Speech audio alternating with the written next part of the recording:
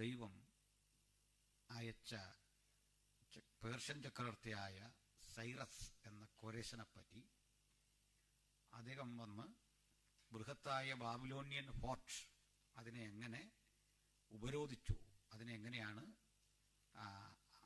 നിരോധിച്ചത്, ഇതൊക്കെ സംസാരിച്ച് നിർത്തി. അവിടെ വരെ ആണ് പറഞ്ഞു നിർത്തിയത്. ഇനി നമുക്ക് പഴയതിലേക്ക് ഇറങ്ങാൻ നിർവാഹമില്ല. 87 അടി കനമുള്ള, 50 അടി ഉയരമുള്ള, 60 മൈൽ വിസ്തൃതിയുള്ള ഒരു മഹാനഗരത്തിൻ്റെ ഒരു കോട്ട, അതിനുള്ളിലൂടെ ഒഴുകുന്ന യൂഫ്രട്ടീസ്, ഇക്കാര്യമൊക്കെ പറഞ്ഞു അല്ലേ. അപ്പോൾ ഇതിൻ്റെ മുമ്പിൽ എപ്പോഴും അടഞ്ഞു കിടക്കുന്ന 100 വാതിലുകളുണ്ട് എന്ന് പറഞ്ഞു. 101-ാമതായി പ്രധാന പ്രവേശന കവാടമുണ്ട്. അത് തുറക്കുന്നതല്ല, ആണ്ടിൽ 4-5 തവണയെ അത് തുറക്കൂ. ഇതൊക്കെ ആദ്യ ദിവസം നമ്മൾ പറഞ്ഞാണ് അല്ലേ. അപ്പം അവിടുന്ന് ഈ മഹാനഗരത്തിൻ്റെ തലസ്ഥാന നഗരിയാണിത്. മൊത്തം ബാബിലോണിൻ്റെ ക്യാപിറ്റലാണ്, സിറ്റി ഓഫ് ബാബിലോൺ. അപ്പം അവിടേക്ക് ഈ സൈറസ് എന്ന പേർഷ്യൻ രാജാവ്, ഇന്ന് ഇറാൻ എന്ന് വിളിക്കുന്ന രാജ്യത്തിൻ്റെ പഴയ പേരാണ് പേർഷ്യ. ബാബിലോൺ എന്ന് അന്ന് വിളിച്ചിരുന്ന രാജ്യത്തിൻ്റെ പേരാണ് ഇറാഖ്, ഇന്ന് ഇറാഖ് എന്ന് വിളിക്കുന്നു. അപ്പം ആ യുദ്ധം കൊടുമ്പിരിക്കൊണ്ടു. ഇതാ സൈറസ് തൻ്റെ സേനയുമായി ഇവിടെ വന്നു. ആ ഘട്ടത്തിൽ 100 വാതിലുകളും 101-ാമതായുള്ള പ്രധാന പ്രവേശന കവാടവും അവർക്ക് മുമ്പിൽ തുറന്നു കിടക്കുന്ന കാഴ്ചയാണ് സൈറസ് കണ്ടത്. അപ്പം അവിടെ മുതലാണ് നമുക്ക് ഇന്ന് തുടരേണ്ടത്. തുറന്നു കിടക്കുന്ന ആ വാതിലുകൾ അദ്ദേഹത്തെ മാത്രമല്ല, കൂടെ വന്നവരെയൊക്കെ അമ്പരപ്പിച്ചു. കാരണം ഇതെപ്പോഴും ക്ലോസ്ഡ് ആണ്, തുറക്കാറില്ല. അതീവ സുരക്ഷാ സ്ഥലമാണ്. അപ്പോൾ തനിക്കൊപ്പമുള്ള സൈനികരും മന്ത്രിമാരും ഒക്കെ പറഞ്ഞു, ഇതൊരു ചതിവുണ്ടാവും ഇതിനകത്ത്. കാരണം എല്ലാ വാതിലും തുറന്നിട്ട് നമ്മൾ അകത്ത് കിടക്കുമ്പോൾ അവരടയ്ക്കും, തിരച്ചിറങ്ങാൻ വയ്യാതെ വരും. അതൊരു പ്രശ്നമാണ്, സൂക്ഷിക്കണം. പക്ഷേ മരണം ഉറപ്പിച്ചു വന്ന, പോരാടി മരിക്കാൻ വന്നവന് ഇതൊരു വിഷയമല്ല. ശരിയല്ലേ? മരിക്കാൻ വന്നതിനൊരു വിഷയമാണോ? അല്ല. ഒരു സഹോദരി ഒരിക്കൽ മരിക്കാൻ തീരുമാനിച്ചു, കുടുംബ വിഷയങ്ങളെല്ലാം കൊണ്ട്. അതിനുവേണ്ടി ആത്മഹത്യ ചെയ്യാൻ കയറുമൊക്കെ ആയിട്ട് കാട്ടിലേക്ക് ചെന്നു. അവിടെ വെച്ചൊരു ചേരപ്പാമ്പിനെ കണ്ട് തിരിച്ചോടിപ്പോന്നു.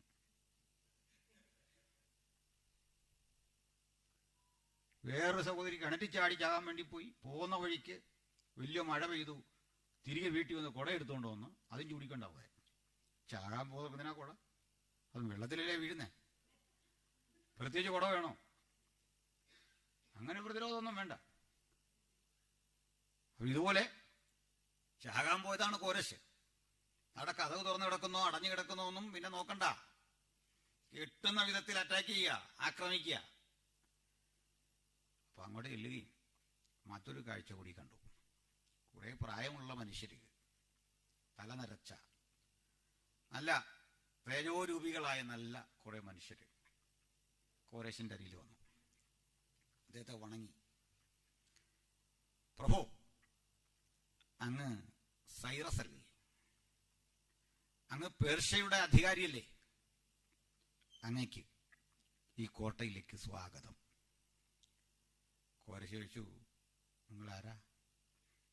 ശത്രുവിന്റെ കോട്ടയ്ക്കകത്തേക്ക് എന്നെ സ്വാഗതം ചെയ്യാൻ നിങ്ങളാരാ? പ്രഭു, ഞങ്ങൾ അങ്ങയുടെ ശത്രുക്കളല്ല. അങ്ങ് ഒരു ദിവസം ഇവിടെ വരുമെന്നും ഈ രാജ്യം അങ്ങയ്ക്ക് മുമ്പിൽ തലകുനിക്കുമെന്നും ഇതെല്ലാം അങ്ങയ്ക്ക് കീഴടങ്ങുമെന്നും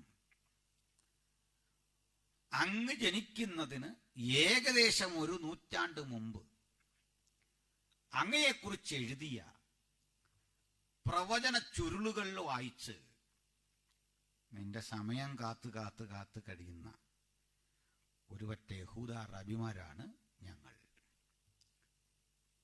നീ ജനിക്കും മുമ്പ് നിന്റെ പേര് ഇവിടെ എഴുതിയിട്ടുണ്ട്. കോരേശ് അമ്പരന്നു. തന്നെക്കുറിച്ച് എന്താ എഴുതിയിരിക്കുന്നേ? അദ്ദേഹം പറഞ്ഞു വായിക്കാൻ പറഞ്ഞ ഭാഗം നിങ്ങളൊന്ന് വായിച്ചു. ഐസ ചാപ്റ്റർ 44:28 onwards.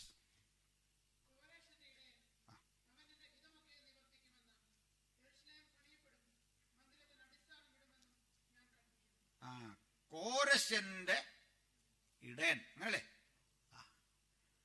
കോരേശന്റെ ഇടയനെന്ന് യെശയ്യാവ് എഴുതുന്ന കാലത്ത് കോരശ് ജനിച്ചിട്ടേ ഇല്ല. 100 കൊല്ലം മുമ്പ് കോരശിന്റെ പേര് മുൻകൂട്ടി വിളിച്ചു തിരുവെഴുത്തിലെ ദൈവം. ഇതാ ഇതിലെ അത്ഭുതം. കോരസ് എന്റെ ഇടയൻ, അവനെന്റെ ഹിതം നിവർത്തിക്കും. അതിന്റെ കണ്ടിന്യൂവേഷനാ വാസ്തവത്തിൽ ചാപ്റ്റർ 45. അത് വായിക്കാം.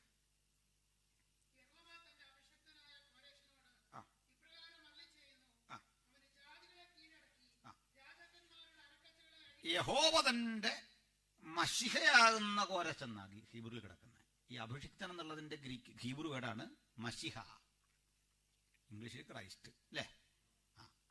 അപ്പൊ ഈ മഷിഹ എന്ന് ഒത്തിരി പേരുണ്ട്. അഭിഷിക്തരെല്ലാം മഷിഹ എന്ന് വിളിക്കാം. പക്ഷെ ജീസസ് ക്രൈസ്റ്റ് എന്നൊരാൾക്കുള്ളൂ അല്ലേ? നമ്മുടെ കർത്താവിനാണ്. ഞാൻ കഴിഞ്ഞ ദിവസം പറഞ്ഞു എങ്ങനെയാണ് കർത്താവിന്റെ ശരി പേര്?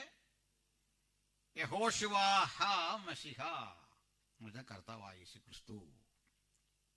ഓക്കെ, യഹോശുവ എന്ന് വെച്ചാൽ യേശു, ഹ മഷിഹ. ഹ എന്ന് പറഞ്ഞ എന്തിനാ? ഇടയ്ക്കൊന്ന് ചിരിച്ചേക്കാന്നോർത്ത് പറഞ്ഞല്ല. കർത്താവിന്റെ പേര് പറഞ്ഞിട്ടൊന്ന് ചിരിച്ചേക്കാന്നോർത്ത് പറഞ്ഞല്ല. ഹ എന്നത് ഹൽ എന്നതിന്റെ മറ്റൊരു ഉപയോഗമാണ്. ഹൽ is the definite article in Hebrew. Okay, അതാണ് അറബിക്കിലെ അൽ. ഓക്കെ, ഹൽ എങ്ങനാകും? ഹ ഇല്ലങ്ങ് പോകും, ഹ മാത്രം മതി ഉച്ചരിക്കുമ്പോൾ. ഓക്കെ, അപ്പോ യഹോശുവ ഹ മസിഹ എന്ന് വെച്ചെന്താ? The Lord Jesus Christ the Lord. മനസ്സിലായല്ലോ? ഇതെന്തിനാണ് ജീസസ് എന്ന് ഇവരാക്കിയെന്ന് എനിക്ക് ഇന്നുവരെ മനസ്സിലായിട്ടില്ല. നമ്മുടെ എല്ലാം പേര് മാറ്റണമായിരുന്നോ? പേര് ഇയാൾക്ക് മനസ്സിലാകുന്നില്ല, ഞാൻ അവർക്ക് വഴങ്ങുന്ന വിധത്തിലാക്കണമായിരുന്നോ? വേണമായിരുന്നോ?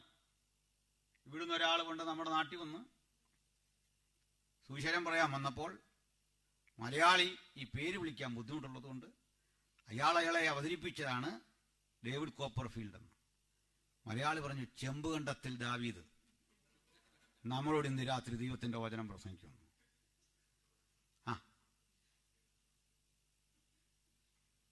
കർത്താവിന്റെ വിലയേറിയ ദാസൻ ചെമ്പുകണ്ടത്തിൽ ദാവീദാണ് ഇന്ന് രാത്രി നമ്മോട് സംസാരിക്കുന്നു. David Copperfield. പേരെല്ലായിടത്തും ഒരുപോലെ ഇട്ടാ പോരെ? എന്റെ പേര് അനിൽ എന്നാണ്, ചെല്ലുന്ന ഭാഷയ്ക്കനുസരിച്ച് ഇത് മാറ്റണോ? ഇല്ലെന്ന്. ഇവർക്ക് അറിയത്തില്ലെന്ന് പറഞ്ഞ് ജീസസ് എന്നൊക്കെ ആക്കിയെന്ന്. അതിപ്പോ വണ്ടി കിട്ടിയേക്കാ നമ്മുടെ നാട്ടിൽ. ജീസസ് സ്റ്റാൻഡ് വിട്ടു പോകണമെന്ന് വെക്കാം, റാന്നിയിലൊക്കെ ചെന്നാൽ അല്ലേ? നേരത്തെ കാലത്തെ ചെല്ലത്തുമില്ല. ഈ പേര് നശിപ്പിക്കാൻ കുറെ എണ്ണം ഇതുപോലെ ഉണ്ട്. അതൊരു കുഴപ്പം. ഏതായാലും യഹോശുവ ഹ മഷിഹ, നമ്മുടെ കർത്താവായ യേശു ക്രിസ്തു. അപ്പൊ ഇവിടെ മഷിഹ എന്ന് വെറുതെയാണ്, ഹാ മഷിഹ എന്ന് പറഞ്ഞിട്ടില്ല. പർട്ടിക്കുലർ പേഴ്സൺ അല്ല, നമുക്ക് അഭിഷിക്തൻ എന്ന അർത്ഥത്തിൽ മഷിഹ എന്ന് പറയും. അതെ, കോരശിനെ. എന്തിനാ അങ്ങനെ വിളിക്കാൻ കാരണം? മസായ means the anointed one. God anointed him for a particular purpose, to fulfilling some particular purposes. അതാണ് അഭിഷിക്തൻ. ഓക്കെ, ഇങ്ങനെ അഭിഷേകം ചെയ്തു. എപ്പോഴാണ്? അയാൾ പോലും അറിഞ്ഞില്ല അയാൾ അഭിഷേകം ചെയ്തത്. ആലോചിച്ച് നോക്കിയേ. അയാൾ പോലും അറിഞ്ഞില്ല. അതാണ് അഭിഷേകത്തിന്റെ ശക്തി. നമ്മൾ പോലും ചിലപ്പോൾ അറിയത്തില്ല ഇതിനാണോ എന്നെ വിളിച്ചതെന്ന് അല്ലേ? ഇരമ്യാവ് പറ, നീ ജനിക്കും മുമ്പ് നിന്നെ അതിന് വേർതിരിച്ചിരിക്കുകയാണ്. അപ്പൊ ദൈവത്തിന്റെ അഭിഷേകം എന്നതൊരു പ്രീ ഡെസ്റ്റിനേറ്റഡ് പർപ്പസിന്റെ ഭാഗം. ജാതീയ രാജാവാണ്. ഹീസ് നോട്ട് എ ജൂ. വളരെ ജൂ അല്ല. പിന്നെ ആരാണ്? ശരിക്കും പറഞ്ഞ പാർസിയാണ്, പേർഷ്യൻ. പാർസികളെ അറിയാലേ? ഇവിടെ കണ്ട പാർസികൾ പൊതുവെ നല്ല മനുഷ്യരാണ്. വിവേകവും അറിവും ഒക്കെ ഉള്ള മാന്യന്മാരായ മനുഷ്യരാണ്. ആർക്കും ഒരു ശല്യമില്ല പോകുന്ന ആൾക്കാരാണ്. നമ്മുടെ ടാറ്റയൊക്കെ ഇല്ലേ, ജാഗ്വാറിൻ്റെ രത്തൻ ടാറ്റയൊക്കെ പാർസികളാണ്. ഇന്ത്യയിൽ പാർസികളുണ്ട്, ഒരു ചെറിയ മൈക്രോ മൈനോറിറ്റിയാണ് പാർസികൾ. പാർസികൾക്ക് ഒരു ദൈവമുണ്ട്, ഒരു ദൈവമുള്ളൂ. അവരേക ദൈവത്തിൽ വിശ്വസിക്കുന്നു. അവരുടെ ദൈവത്തെയാണ് അഹൂരമസ്ത എന്നാണ് വിളിക്കുക. ഗോഡ് അഹൂരമസ്ത. അഹുര എന്ന് ചുരുക്കി പറയും. അഹുര മൊത്തം പേരാണ് അഹുര മസ്ത. അപ്പൊ അഹൂര മസ്ത വെളിച്ചമാണ്. അതിന് ഓപ്പോസിറ്റ് ഒരു ഈവിൾ സ്പിരിറ്റ് ഉണ്ട്, അവൻ്റെ പേര് അഹ്രിമാൻ എന്നുമാണ്. എങ്ങനെയാ? അഹ്രിമാൻ. ഇതെന്തിനാ ഞാൻ പറഞ്ഞു തരുന്നത് ചോദിച്ചാൽ, നിങ്ങൾക്കെങ്ങാനും അവിടെ എങ്ങാനും വല്ല പ്രോഗ്രാമോ അവിടെ ജോലിയൊക്കെ കിട്ടിക്കഴിഞ്ഞാൽ ഇവനെയാണ് ശാസിക്കേണ്ടത്. പേര് മറന്നുപോയി അവരെ കണ്ടവരെല്ലാം ശാസിക്കേണ്ട കാര്യമില്ലല്ലോ. ഇവൻ്റെ ഒരു പോരാട്ടം വന്നാൽ വാതുകെട്ടി ബന്ധനമിട്ട് ചുറ്റിപ്പിടിച്ച് എന്തെല്ലാം നമ്മൾ പറയുന്നത് അതൊക്കെ വെച്ച് അടിച്ചോണം, അവൻ പോട്ടെ. അതിനാ ഇതൊക്കെ പറയാൻ കാരണം, ഇതെല്ലാം പറയുമ്പോഴും ലോകത്ത് നശിച്ചു പോയ ആരും അറിയാത്തൊരു പിശാചുണ്ട്, അവന്റെ പേരോട് ഓർത്ത് നമ്മൾ ശാസിച്ചു കളയും അല്ലേ? ജാതികളുടെ ദേവന്മാർ മിഥ്യാമൂർത്തികൾ അത്രേ, കണ്ണുണ്ടെങ്കിലും കാണുന്നില്ല, ചെവി ഉണ്ടെങ്കിലും കേൾക്കുന്നില്ല. പിന്നെ ഇങ്ങനെല്ലാം പറഞ്ഞിട്ട് പറയും അവിടുന്ന് ഒരു പോരുണ്ടെന്ന്.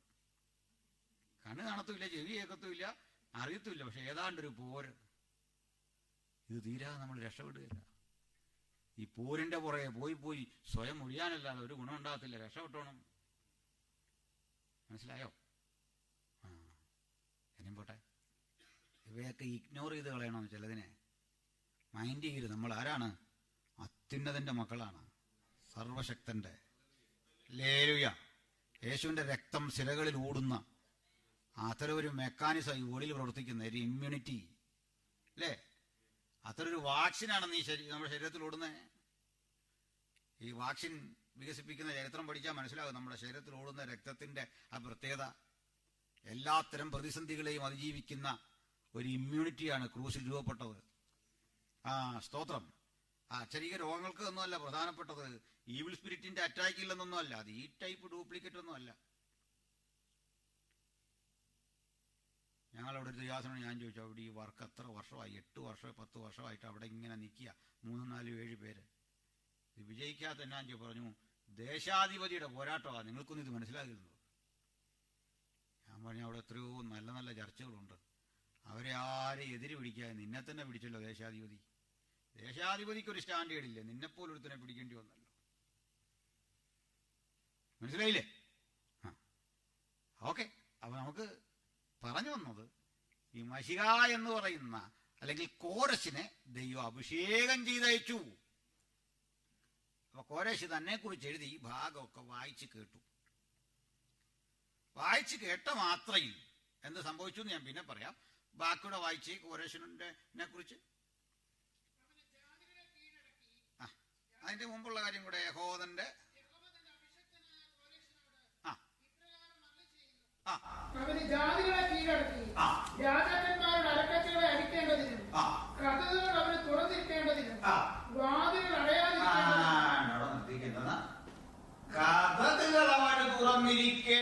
വാതിലുകൾ അടയാതിരിക്കേണ്ടതിന് ഞാൻ അവന്റെ വലങ്കരം പിടിച്ചിരിക്കുന്നു. കഥ ഏതാന്ന് മനസ്സിലായോ? ഇന്നലെ വന്നവർക്ക് പിടികിട്ടിയോ? ഈ കഥക് പണിയുന്നവൻ ജനിക്കും മുമ്പ് കല്ലുകൊണ്ടിങ്ങനെ കെട്ടി ബൃഹത്തായൊരു കോട്ട നിർമ്മിക്കാൻ ഉത്തരവിടുന്ന നെബൂഖദ്നേസർ, എഞ്ചിനീയേഴ്സ്, കൂട്ടുപിടിപ്പിക്കുന്നവൻ, താമ്ര നിർമ്മാണത്തിൽ വൈഭവമുള്ളവൻ, അവർ കൂടിയിരുന്ന് ആലോചിച്ച് ആയിരക്കണക്കിന് അടിമകളെ കൊണ്ട് ബൃഹത്തായ കോട്ട പണിത് ആ കോട്ടയ്ക്ക് ഇത്രയും സുരക്ഷിതത്വം കൽപ്പിക്കുന്നതിന് മുമ്പ് ജീവിച്ചിരുന്ന പ്രവാചകനിലൂടെ ദൈവത്തിന്റെ ആത്മാവ് ഇടപെട്ടിട്ട് പറയാണ്, കോരേശ് എന്നൊരുത്തൻ വരും, ഈ കതകുകൾ അവന്റെ മുമ്പാകെ തുറന്നിരിക്കേണ്ടതിന്, വാതിലുകൾ അടയാതിരിക്കേണ്ടതിന് ഞാൻ അവന്റെ വലങ്കരം പിടികൂടെ ഉണ്ടെന്നുള്ള ബോധം നമ്മുടെ ശക്തി വർദ്ധിപ്പിക്കണം. ധൈര്യം വരണം. ആരടച്ചാലും ഭക്തൻ പറയണ ഒന്നുമില്ല, ജയം നമ്മുടെ അവകാശമാണ്. സ്തോത്രം. ഹല്ലേലൂയ. വാതിലുകൾ അടയാതിരിക്കേണ്ടതിന് ഞാൻ നിന്റെ അലങ്കരം പിടിച്ചിരിക്കുന്നു. പിന്നെ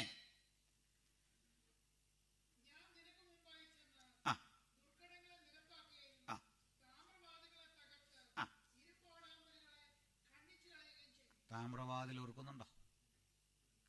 പാളികൾ ഇങ്ങനെ അടുക്കി വെച്ചിട്ട് സ്ക്രൂ ചെയ്ത് ടൈറ്റാക്കിയ പടുകുറ്റൻ വാതിൽ ആന കെട്ടി വലിച്ചാൽ മാത്രം തുറക്കുന്ന സ്പ്രിങ് ആക്ഷനുള്ള കതക് നിർമ്മിക്കും മുമ്പ് കർത്താവ് പറഞ്ഞു, ഞാൻ താമ്രവാതിലുകളെ തകർക്കും, ഇരുമ്പോടാമ്പലുകൾ ഖണ്ഡിച്ചു കളയും. ഞാൻ നിന്നെ പേർ ചൊല്ലി വിളിച്ചിരിക്കുന്ന യഹോവ എന്ന് നീ അറിയേണ്ടതിന്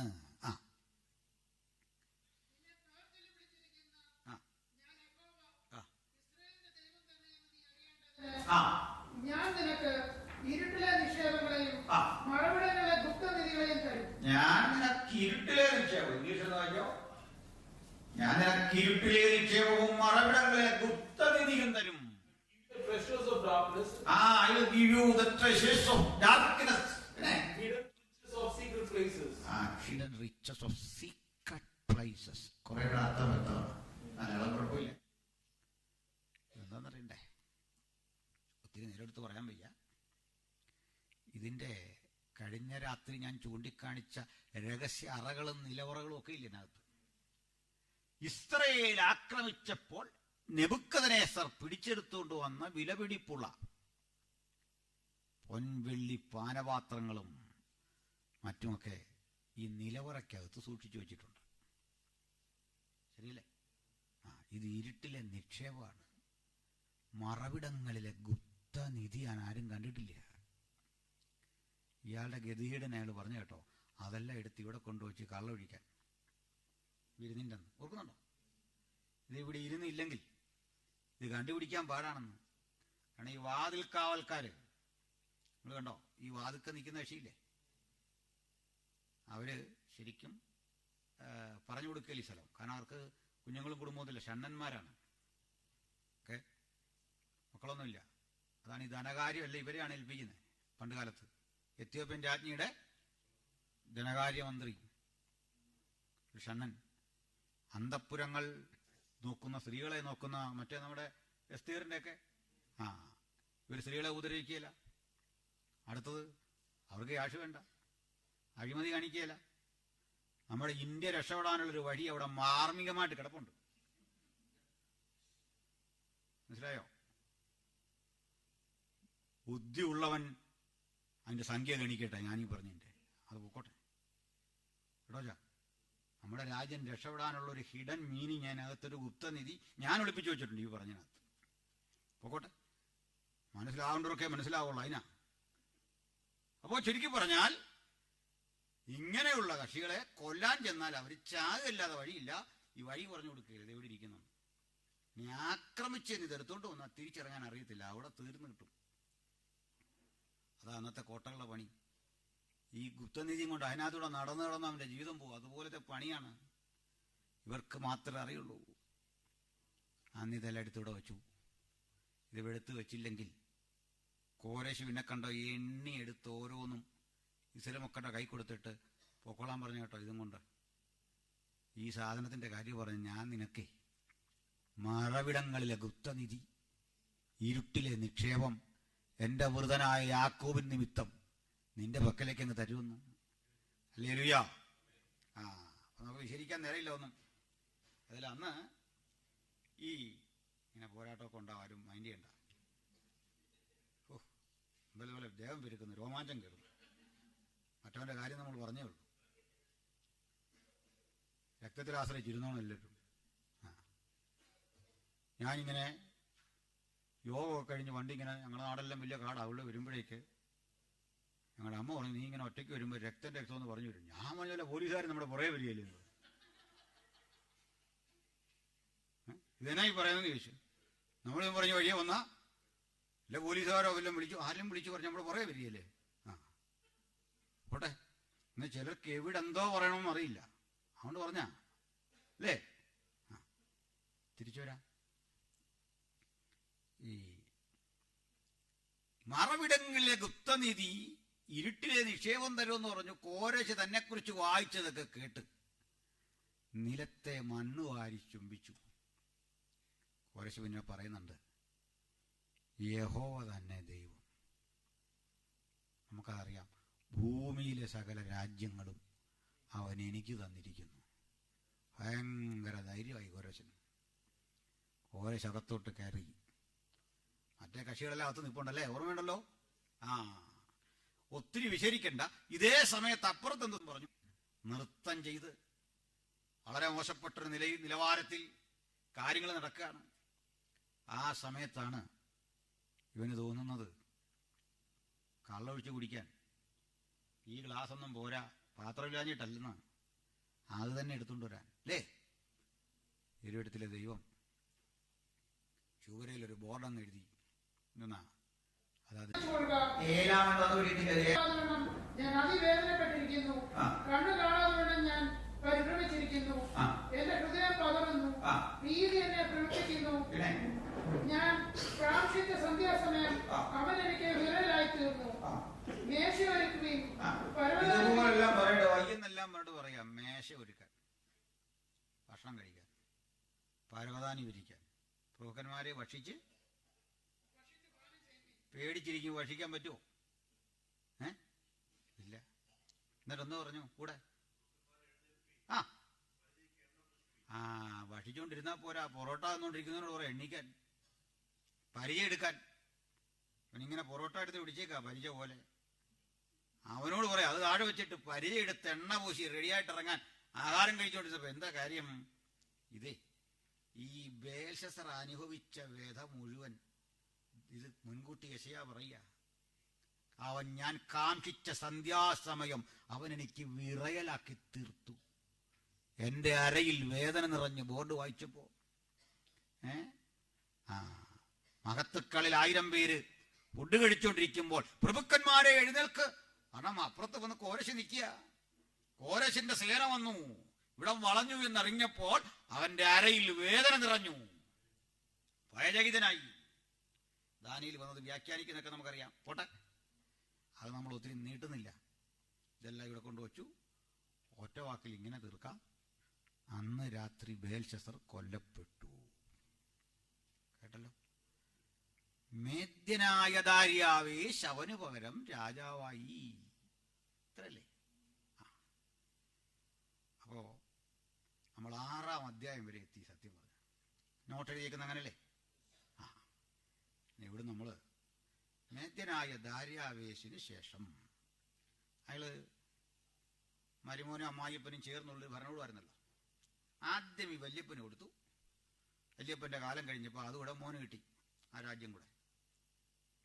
രണ്ടുപേരും കൂടെ ചേർന്ന് കുറെ നാൾ ഭരിച്ചിട്ട് മേദ്യ പേർഷ്യയിൽ ലയിച്ചുപോയി. ഓക്കെ. ഇപ്പൊ അടുത്ത കിങ്ഡം ഏതാണ്ട് 2 കൈ അതാ സൂചിപ്പിക്കുന്നത്, മേദ്യരും പാർസികളും. രണ്ടുപേരും ചേർന്ന് ആദ്യം ഭരിച്ചു, പിന്നെ ഒരു രാജ്യമായി. അങ്ങനെ പാർസികൾ വ്യാപിച്ചു മുഴു ലോകത്തേക്കും. ഇന്ത്യ വരെ വന്നു അത് പാർസികൾ. ഇന്ത്യ മുതൽ എത്യോപ്യ വരെ അവർക്ക് ഉണ്ടായിരുന്നു എന്ന് എസ്തേറിന്റെ പുസ്തകത്തിൽ കാണാം. ഓക്കെ. അകശ്വാരോസ് അത് പിന്നെ ഇതൊക്കെ കേട്ടാ. ഇനിവേ അങ്ങനെ ഈ പേർഷ്യൻ സാമ്രാജ്യവും ഇങ്ങനെ ശക്തിപ്പെട്ടു. അതൊക്കെ ഒത്തിരി ഉണ്ട്. ദാനിയേലിനെ സിംഹക്കുടിയിൽ ഇട്ടാനും ഒക്കെ തുടങ്ങി സംഭവമൊക്കെ അറിയാം. എന്നാൽ ഇതിൻ്റെ ഇടയ്ക്ക് ഒരു സംഭവം ഉണ്ടായി. തദനന്തരം പേർഷ്യയെ നിഷ്പ്രഭമാക്കിക്കൊണ്ട് മറ്റേ ബിംബത്തിന്റെ തല കഴിഞ്ഞു, നെഞ്ചും കയ്യും വെളികൊണ്ടുള്ള ഭാഗം കഴിഞ്ഞു, ഇനി താമ്രനിർമ്മിത വയറാണ് ചർച്ചക്കെടുക്കുന്നത്. ഓക്കെ, പിടികിട്ടിയോ? താമ്രനിർമ്മിത വയറിന്റെ പ്രത്യേകത ഞാൻ പറഞ്ഞു. ആരാണത്? മഹാനായ അലക്സാണ്ടറുടെ ഗ്രീസ്. തങ്കം കൊണ്ടുള്ള തലയാരാ? ബാബിലോ. രണ്ടാമത് കണ്ട നെഞ്ചും കൈയും വെള്ളി കൊണ്ടുള്ളതാരാ? മീഡോ പേർഷ്യൻ സാമ്രാജ്യം. മൂന്നാമത് വന്നത് ഗ്രീസ്. നമുക്കൊരു കാര്യം അറിയാം, തല ചിന്തയുടെ ഇരിപ്പിടാ, ഈ നെഞ്ച് സ്നേഹത്തിന്റെ ഇരിപ്പിടാ. കുറെ വിവരവും സ്നേഹവും ഒക്കെ ഉള്ള മനുഷ്യരായിരുന്നു പേർഷ്യക്കാർ. അതുകൊണ്ടാ ഇസ്രായേൽ മക്കൾക്ക് പോകാൻ പറ്റിയേ. അവരെല്ലാം പറഞ്ഞു വിട്ടില്ലേ, പൊക്കോളാൻ പറഞ്ഞില്ലേ? നെഹെമ്യാവിന്റെ കാലത്ത് മതിൽ കെട്ടിയില്ലേ? അപ്പൊ നല്ല ഇവരോട് സ്നേഹമുള്ള മനുഷ്യരായിരുന്നു. മൂന്നാമത് വന്ന കക്ഷികൾ വയറാണ്. വയറിന്റെ പ്രത്യേകത ദഹനം, സകലത്തെയും കഴിച്ച് ദഹിപ്പിക്കുന്ന വയർ. അങ്ങനെയാണ്. അപ്പോ മഹാനായ അലക്സാണ്ടർ ലോകരാജ്യങ്ങളെ മുഴുവൻ തിന്ന് തീർത്തിട്ടും മതി വരാത്ത വിശപ്പായിരുന്നു എന്നാണ് അടുത്തടുത്ത രാജ്യങ്ങളെ. ഒരു കാര്യം, ഈ അലക്സാണ്ടർ ദ ഗ്രേറ്റ് ദാനിയേൽ പ്രവാചകൻ എത്ര വർഷം കഴിഞ്ഞാ ജീവിച്ചിരുന്നേ? 300 കൊല്ലം കഴിഞ്ഞ അയാൾ ജനിക്കുന്നത്. അയാളുടെ കാര്യം വരെ പുസ്തകത്തിലുണ്ട്. നമുക്കതുകൂടി ഇവിടെ പോകാം. 8-ാം അധ്യായം എടുത്തിട്ട് 1 മുതൽ വായിച്ചേട്ടെ. 8-ന്റെ 1 മുതൽ.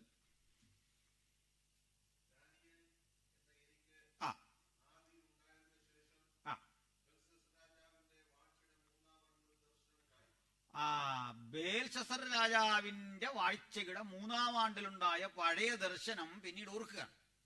ഓക്കെ.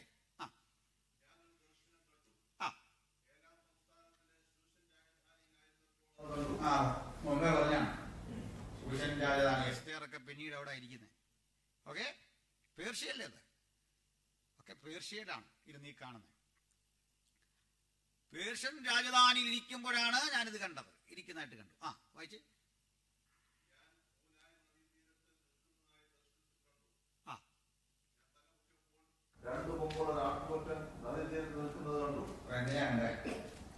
ഇംഗ്ലീഷ് വായിച്ച് അല്ല നോക്കിയപ്പോ.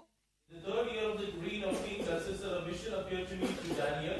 After one that appeared to me the first time, I saw the visions, and so happened which I looking. While I was looking, while that I was in Shushan the citadel, which is in the province of Elam, and I saw the vision that I was by the river Ulai. Then I lifted my eyes and saw there, standing beside the river, was a ram which had 2 horns, and 2 horns behind. 2 കൊമ്പുള്ള ഒരാട്ടുകൊറ്റനെ കണ്ടു. ഈ ആട്ടുകൊറ്റനെ കണ്ടു. ഈ ആട്ടുകൊറ്റൻ ആരാണെന്ന് അറിഞ്ഞിട്ട് മതി മുമ്പോട്ടുള്ള യാത്ര. അപ്പൊ ഇത് വിടരുത്. 20-ാം വാക്യം എന്ന് വായിച്ചു. അത് വിടാതെ വായിക്കണം. പിന്നെ തിരിച്ച് ഇപ്പൊ വരാനുള്ള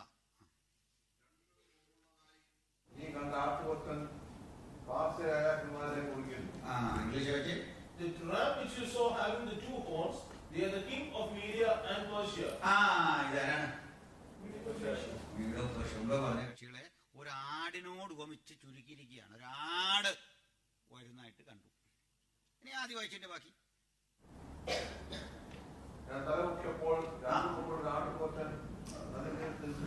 കണ്ടു.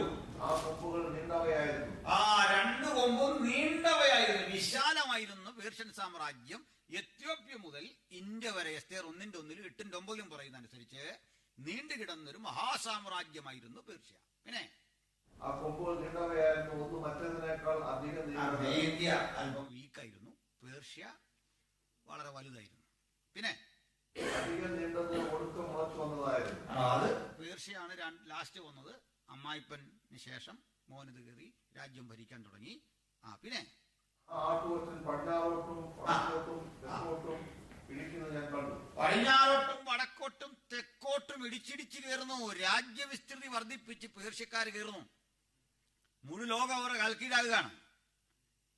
അപ്പൊ ഈ ഓരോ സാമ്രാജ്യം വരുന്നതിന് ഓരോ പദ്ധതി ഉണ്ടായിരുന്നു. കാരണം ലോകത്തെ ഒരു ഓർഡറിൽ എത്തിച്ചത് ബാബിലോണിയാണ്.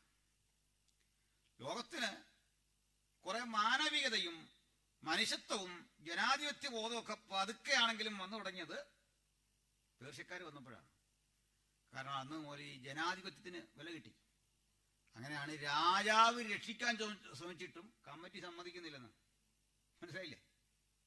പണ്ട് രാജാവ് പറഞ്ഞാൽ അത്രേ ഉള്ളൂ. കണ്ടില്ലേ, കോരേശിന്റെ ഒക്കെ കാലം എത്തുമ്പോഴേക്ക് ദാനിയേലിനെ രക്ഷിക്കാൻ രാജാവിന് ആഗ്രഹമുണ്ട്. പക്ഷെ പ്രഭുക്കന്മാരുടെ സഭ സമ്മതിക്കുന്നില്ല. ജനാധിപത്യത്തിന് വില കിട്ടി. ജനാധിപത്യത്തിന്റെ ദോഷവും ഗുണവും അത്. പതുക്കെ പതുക്കെ ഇവരെ കൊണ്ടുള്ളത് ഒരു ഏക ദൈവബോധം ഏതെങ്കിലും രൂപത്തിൽ ലോകം മുഴുവൻ എത്താൻ പേർഷ്യൻ സാന്നിധ്യം ഉപകരിച്ചു. നെക്സ്റ്റ്. പിന്നെ മൃഗങ്ങൾ ഉദ്ദേശിക്കുന്നത് ലോകരാഷ്ട്രങ്ങൾക്കെല്ലാം ഓരോ മൃഗമുണ്ടല്ലോ ചീനായിട്ട്, അല്ലേ? ഒരു രാഷ്ട്രത്തിനും ആട്ടുകൊറ്റനോട് പോരാടി നിൽക്കാൻ സാധിച്ചില്ല. അപ്പോൾ അതിന്റെ കയ്യിൽ നിന്ന് രക്ഷിക്കാവുന്നവരും ആരുമില്ല. ഒരുത്തനും അതിനെ രക്ഷിക്കാൻ, അതിന്റെ കയ്യിൽ നിന്ന് രക്ഷപ്പെടാൻ കഴിയാത്ത വിധം സാമ്രാജ്യത്വം ശക്തിപ്പെട്ടു. പിന്നെ ഇഷ്ടം പോലെ ചെയ്തു കാട്ടിപ്പോകും. ഇമ്പീരിയലിസത്തിന്റെ ശക്തി വർദ്ധിച്ചു വർദ്ധിച്ച് ഇഷ്ടം പോലെ ചെയ്തും വമ്പ് കാട്ടിയും പോന്നു ക്രമേണ. നോക്കിക്കൊണ്ടിരിക്കുമ്പോൾ ഒരു പോരാട്ടത്തിൽ പടിഞ്ഞാറ് നിന്നും വാക്യം 5 അപകടം വരാൻ പോകുന്നു. ഒരു കോലാട്ട് കൊച്ചൻ. ഇംഗ്ലീഷിൽ എന്താ നടക്കുന്നത്? വേറൊരാട്, ഒരു കോലാട്ട് കൊച്ചൻ. ഈ ആടെ കോലാടെന്നൊക്കെ പറഞ്ഞാൽ ഭയങ്കര കൊമ്പാണ് അതിന്റെ. ഒരു കോലാട്ട് കൊച്ചൻ എവിടുന്നാ വരുന്നേ? പടിഞ്ഞാറ് നിന്ന് സകല ഊതലവും വഴിയായി നിലം തൊടാതെ വന്നു, പറന്നു വന്നു. ആടിന് പറക്കാൻ പറ്റുമോ? എൻ്റെ മോള് പഠിക്കുന്ന സ്ഥാപനത്തിൽ അവിടെ ഒരു വിശുദ്ധനായ മനുഷ്യന്റെ കഥ പഠിച്ചു. ഒരു പുണ്യാളൻ, പുള്ളി ഒരു ആടിനെ ഇങ്ങനെ വളർത്തുന്നുണ്ടായിരുന്നു. എന്തോ ഒരു കൊടുങ്കാറ്റോ പേമാരിയോ ഒക്കെ വന്നപ്പോൾ ഈ വിശുദ്ധൻ ഈ ആടിനെ എടുത്തുകൊണ്ട് ഈ മലയിൽ അങ്ങേ മലയിലേക്ക് പറന്നു എന്നും. അപ്പൊ കേട്ടൊരു പയ്യൻ ചോദിച്ചു, വിശുദ്ധന് പറക്കാം, പക്ഷെ ഈ ആടിനെ കുറിച്ച് പുള്ളി ചിന്തിച്ചോ? നിന്നെ കൊണ്ട് പറക്കുന്ന അതിന്റെ ബുദ്ധിമുട്ട് എന്ന് പറഞ്ഞ പോലെ ആട് സാധാരണഗതിയിൽ പറക്കുന്ന സാധനമല്ല. നിലം തൊടാതെ എന്തിനാണ് ഈ ആട് വന്നെന്ന് പഠിക്കുന്നതിനിപ്പോ ആട് ആരാന്നറിയണ്ടേ? കോലാട്. മറ്റേ ആടിനെ മനസ്സിലായി, 2 കൊമ്പുള്ള ആട്ടുകൊച്ചിനെ മനസ്സിലായി. ആരാ? പേർഷ്യ. ഒരു തർക്കവും ഇല്ല. ബാക്കി 20 പേർഷ്യ തന്നെ എഴുതിയിരിക്കല്ലേ. അത് മീഡോ പേർഷ്യയെ സൂചിപ്പിക്കുന്നു. ശരിയല്ലേ? അപ്പൊ കോലാട്ട് കൊച്ചൻ ആരാന്നറിയണം. ഇത് ഇവിടല്ലേ? 21-ാം വാക്യം വായിച്ചേ, കോലാട്ട് കൊച്ചനെ കാണാം. ഇംഗ്ലീഷ് വായിച്ചേ. യൗവന രാജാവാണവൻ. ഗ്രീസ്. ഗ്രീസിന് മലയാളത്തിൽ പറയുന്നതാണ് യൗവനൻ. മലയാളം പോലെ അങ്ങനെ കാണുമല്ലോ ഇടയ്ക്കിടയ്ക്ക്. യഹൂദന്മാർ അടയാളം ചോദിക്കുകയും യവനന്മാർ ഞാൻ അന്വേഷിക്കുകയും ചെയ്യുന്നു. കേട്ടില്ലേ? യവനൻ എന്ന് പറഞ്ഞാൽ ആരാ? ഇന്ത്യയിലെ യുനാനി. അതാണ് ഗ്രീക്കുകാരൻ. ഈ പദം വരുന്നത്, ഗ്രീക്കുകാർ വലിയ പരിഷ്കാരികളായിരുന്നു, ചിന്തകന്മാരും കഴിവുള്ളവരൊക്കെ ആയിരുന്നു. ഇവരെ റോമക്കാരിട്ട് വിളിച്ച പേര് ആയോണിയന്മാർ എന്നായിരുന്നു. ആയോണിയം എന്ന് പറഞ്ഞാൽ നഗരം, നഗരവാസികൾ, പരിഷ്കാരികൾ. അത് ആയോണിയം മലയാളത്തിൽ ഒന്നാണ് യവനൻ. നമ്മൾ മാത്രമല്ല, മലയാള സാഹിത്യത്തിൽ അങ്ങനെ യവന കഥ എന്ന് കേട്ടില്ലേ? യവനൻ, ഗ്രീക്കുകാരൻ. അപ്പൊ പരിവരുത്ത കോലാട്ട് കൊച്ചനാരാ? ഗ്രീസ്. തോന്നോ? ബാക്കി വായിച്ച ആദ്യത്തിന്റെ.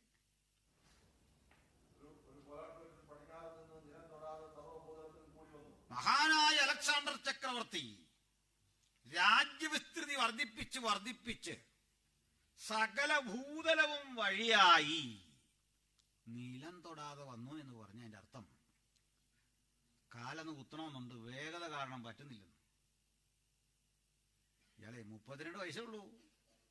ആ സമയത്താണ് ഇത്രയും വലിയ വിക്രികൾ കാണിക്കുന്നത്. സകല ഭൂതലവും വഴിയായി വെട്ടിപ്പിടിച്ച് യുദ്ധം ചെയ്തു വരിക. അപൂർവം ചില തോൽവിയൊക്കെയുള്ളൂ. ഇന്ത്യയുടെ സൈഡിലൊക്കെ തോറ്റുപോയി അല്ലേ? ചില തിരിച്ചടികൾ വന്നിട്ടുണ്ടെങ്കിലും ജയിച്ചു. സകല ഭൂതലവും വഴിയായി പടിഞ്ഞാറ് നിന്ന് വന്നല്ലേ?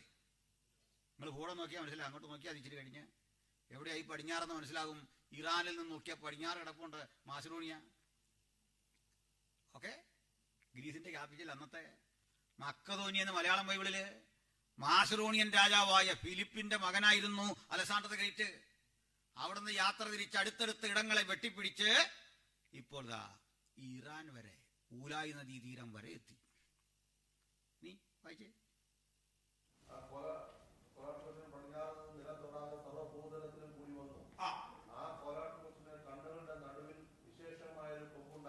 പിന്നെ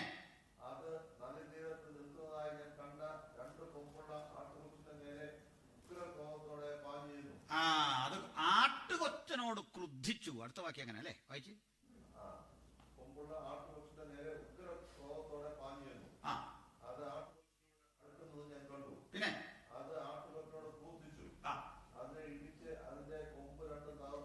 പിന്നെ പിന്നെ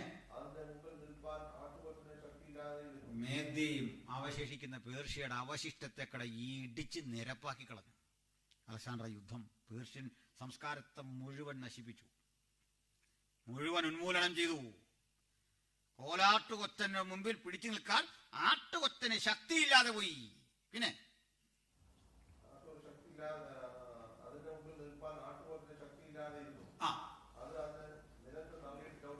പിന്നെ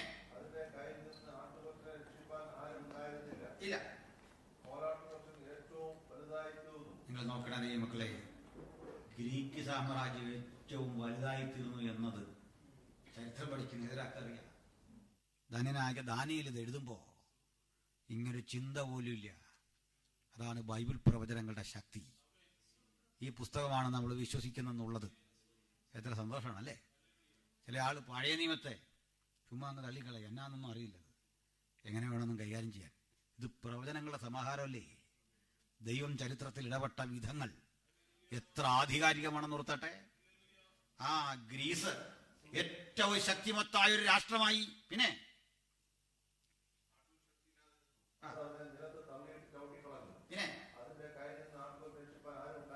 ഒരു സഖ്യകക്ഷിയും കിട്ടിയില്ല കൂടെ ഒന്ന് കൂടാൻ. പിന്നെ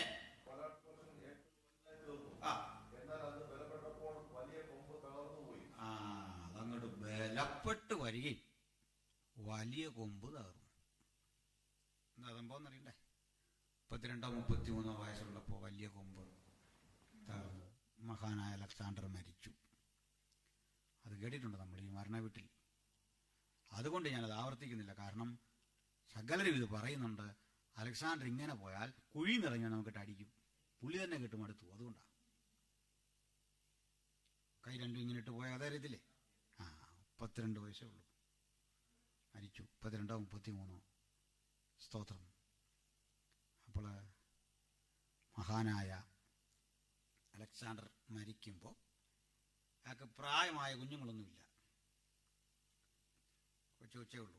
32 വയസ്സുള്ളവൻ്റെ കുഞ്ഞ് അത്രയും പ്രായമല്ല അവരുള്ളൂ. ഏതായാലും ഒരു സംഭവം ഉണ്ടായി. ഇയാൾക്ക് 4 സൈനിക മേധാവികളുണ്ടായിരുന്നു, ശക്തരായിരുന്നു. അവരുടെ പേര് കൂടി അത്യാവശ്യക്കാർക്ക് കുറിച്ചെടുക്കാം. പേര് ഞാൻ പറയാം. ഒരുത്തൻ്റെ പേര് ലെസിമാക്കസ് എന്നായിരുന്നു. ലെസിമാക്കസ്. ലെസിമാക്കസ്. ഈ ലെസിമാക്കസ് അലക്സാണ്ടറുടെ ഒരു അളിയനും കൂടായിരുന്നു. കാരണം അയാൾ വിവാഹം കഴിച്ചത് തൻ്റെ ഹാഫ് സിസ്റ്റർ ആയിരുന്ന തെസലോനിക്ക എന്നൊരു പെൺകുട്ടിയാണ്. നമ്മൾ തെസലോനിക്ക അറിയും, ഒരു ലേഖനം, 2 ലേഖനം അല്ലേ. മഹാനായ അലക്സാണ്ടറുടെ അപ്പനായ ഫിലിപ്പ് രാജാവിന്റെ മകളായിരുന്നു ആരാ? ഈ തെസലോനിക്ക.